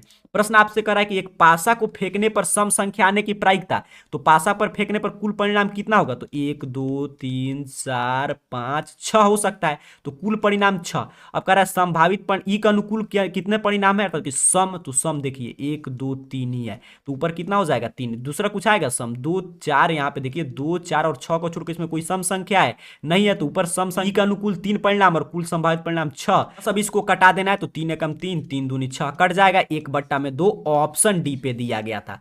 प्रायिकता से भी प्रश्न आपको एग्जाम में नहीं छोड़ना है। अगर आप देखिए हम लोग लगातार डेली शाम 6:30 PM पे क्लास काफी की है मैथ का, इतना आप करके जाते हैं तो एग्जाम में कोई प्रश्न नहीं आएगा जो आप नहीं जानते होंगे। आगे बढ़ते हैं, 57 नंबर प्रश्न की बात करते हैं। प्रश्न आपसे कह रहा है, देखिए फिर कितना आसान प्रश्न पूछ दिया कि 96 का अभाज्य गुणनखंड, तो फिर ऐसे निकालेंगे 96 का, तो 96 का 2 से निकालिएगा 48, तेजी जल्दी जल्दी निकालिए, अभी आंसर बताइए इसका क्या होगा। 2 से निकालिएगा, फिर 24 दूनी 48, 2 से 12, 2 से कितना हो जाएगा 6, 2 से 3, अर्थात कि 96 बराबर 2 कितना आया है, तो 1 2 3 4 5, 2 का पावर 5 और यहाँ पे 3 है और गुना में 3, तो 2 का पावर 5 गुना 3 ऑप्शन सी पे दिया गया है, तो यही सही आंसर कर देंगे 57 का। आसान बिहार बोर्ड प्रश्न पूछ रहा है, देखिए 100 में 50 प्रश्न कठिन आता है, तभी अपने को टेंशन नहीं रखना है क्योंकि 50 ही अपने को बनाना है। अब 58 नंबर प्रश्न कह रहा है, आर त्रिज्या के गोले का आयतन, सीधे सीधे फार्मूला सूत्र जरूर याद कीजिएगा। आर त्रिज्या के गोले का आयतन फार्मूला आप जानते होंगे, तो कहेंगे 4/3 पाई आर क्यूब, बिल्कुल शानदार, ऑप्शन ए पे दिया गया है, तो इसे ही आपने को सही आंसर समझ लेना है। 59 नंबर प्रश्न कह रहा है 1 minus cos square theta into 1 plus cot square theta बराबर कितना होगा, तो 1 माइनस कॉस स्क्वायर थीटा बराबर आप जानते हैं 1 माइनस कॉस स्क्वायर थीटा बराबर साइन स्क्वायर थीटा, सीधे सीधे फार्मूला है। और 1 प्लस कॉट स्क्वायर थीटा बराबर अभी ऊपर पढ़े थे हम लोग कॉसेक स्क्वायर थीटा, बस दो फार्मूला था, 1 माइनस कॉस स्क्वायर तो साइन स्क्वायर और 1 plus cot square cosec square. अब जानते हैं sine square theta into cos square theta बराबर 1, और 1 का स्क्वायर किया तो स्क्वायर कर देंगे क्योंकि यहाँ पे दोनों पे स्क्वायर है, 1 हो जाएगा, 1 का स्क्वायर कुछ भी कीजिए 1 ही आएगा, तो ऑप्शन डी इसका सही आंसर हो गया 59 नंबर प्रश्न का। क्लियर, आप समझ रहे हैं, बस फार्मूला पे था और sine theta into cosec theta 1, तो 1 का स्क्वायर 1 ही होगा। अब चलिए 60 नंबर प्रश्न को समझते हैं, पिक्चर बेस्ड प्रश्न है, ध्यान से सीखिएगा। कह रहा है चित्र में बीसी समानांतर है डीसी। अब देखिए यहाँ पे क्या कर रहा है, बीसी कहाँ पे, अच्छा ए वाला और ए वाला समानांतर है, काफी बस पिक्चर को थोड़ा सा पलटा है, बस इतना ही समझना है। और कह रहा है एडी अनुपात ए बी, यहाँ पे मैं लिख दे रहा हूं एडी और बटा में ए बी बराबर है ए बटा में एक्स, तो एक्स के जगह पर क्या आएगा, अब देखते हैं। ए डी यहाँ पे देखिएगा ए डी, ठीक है, और इधर लिखा है ए ई, तो यहाँ पे देख रहे हैं ए ई, ठीक है, दोनों बिल्कुल ऊपर वाला भुजा ले रहा है। अब नीचे देख रहे हैं ए बी, तो पूरा यहां से यहां तक लिया है, तो ऊपर भी उसी तरह लेगा ए सी। क्लियर, आप समझ रहे हैं, तो एक्स जगह पर क्या हो जाएगा ए सी, एक्स के जगह पर क्या होना चाहिए ए सी, कहां पे दिया गया है ऑप्शन सी पे। नीचे फिर से समझ लीजिएगा यहाँ पे प्रश्न को, शानदार प्रश्न है। देखिए यहाँ पे क्या ले रहा है, यहाँ पे देखिए ए डी लिया है तो यहाँ पे ए बी लिया है, बिल्कुल सही। यहाँ पे देखिए ए डी लिया है तो इस साइड देखिए ए ई लिया है, तो ये भी ठीक है। यहाँ पे ए बी कह रहा है पूरा बड़ा, तो इधर भी बड़ा जाएगा, ए सी थेल्स पर में यही कहता है, तो यहाँ पे एक्स की जगह पर क्या होता है ए सी, ऑप्शन सी। तो इस सेट में बस 60 ही प्रश्न थे, हम लोग 60 प्रश्न की चर्चा कर चुके हैं। आपको नीचे कमेंट बॉक्स में बताना है कि 60 में से आपका कुल कितना प्रश्न सही हुआ। साथ ही साथ एक और मैथ का क्लास आएगा, उसे भी देखिएगा, 1 से 2 क्लास अब मैक्सिमम अपलोड होगा आपके लिए मैथ का, तो उन सभी क्लास को अगर आप देख कर जाते हैं तो आपका बिल्कुल शानदार रिजल्ट आएगा। अब आपको क्या करना है, जैसे ही क्लास समाप्त होता है तो 2 बात आपको समझ के रखना है, ध्यान से समझ कर तब जाइएगा। सबसे पहले नीचे कमेंट बॉक्स में बताइए कि आपने कुल कितना प्रश्न का सही से जवाब दिया। दूसरा, क्लास को तो आप उम्मीद कर रहा हूं पहले ही आप लोग लाइक कर देते हैं, आप समझदार हो चुके हैं क्योंकि आप ही के लिए क्लास चल रहा है। तीसरा काम कि जो मैं शुरू में बताया कि एग्जाम जब आपका खत्म होगा तो आप प्रश्न का फोटो खींचकर हमें टेलीग्राम पे जरूर सेंड कीजिएगा, ताकि उसका आंसर के हम आपके लिए अपडेट कर पाएं। सभी प्रश्न को आप जाकर फिर से खुद से बनाइए, रिवीजन कीजिए, क्योंकि एग्जाम में देखिएगा इसी रूप में प्रश्न आएगा, सिर्फ अंक चेंज हो जाएगा। आप सभी को बहुत बहुत धन्यवाद।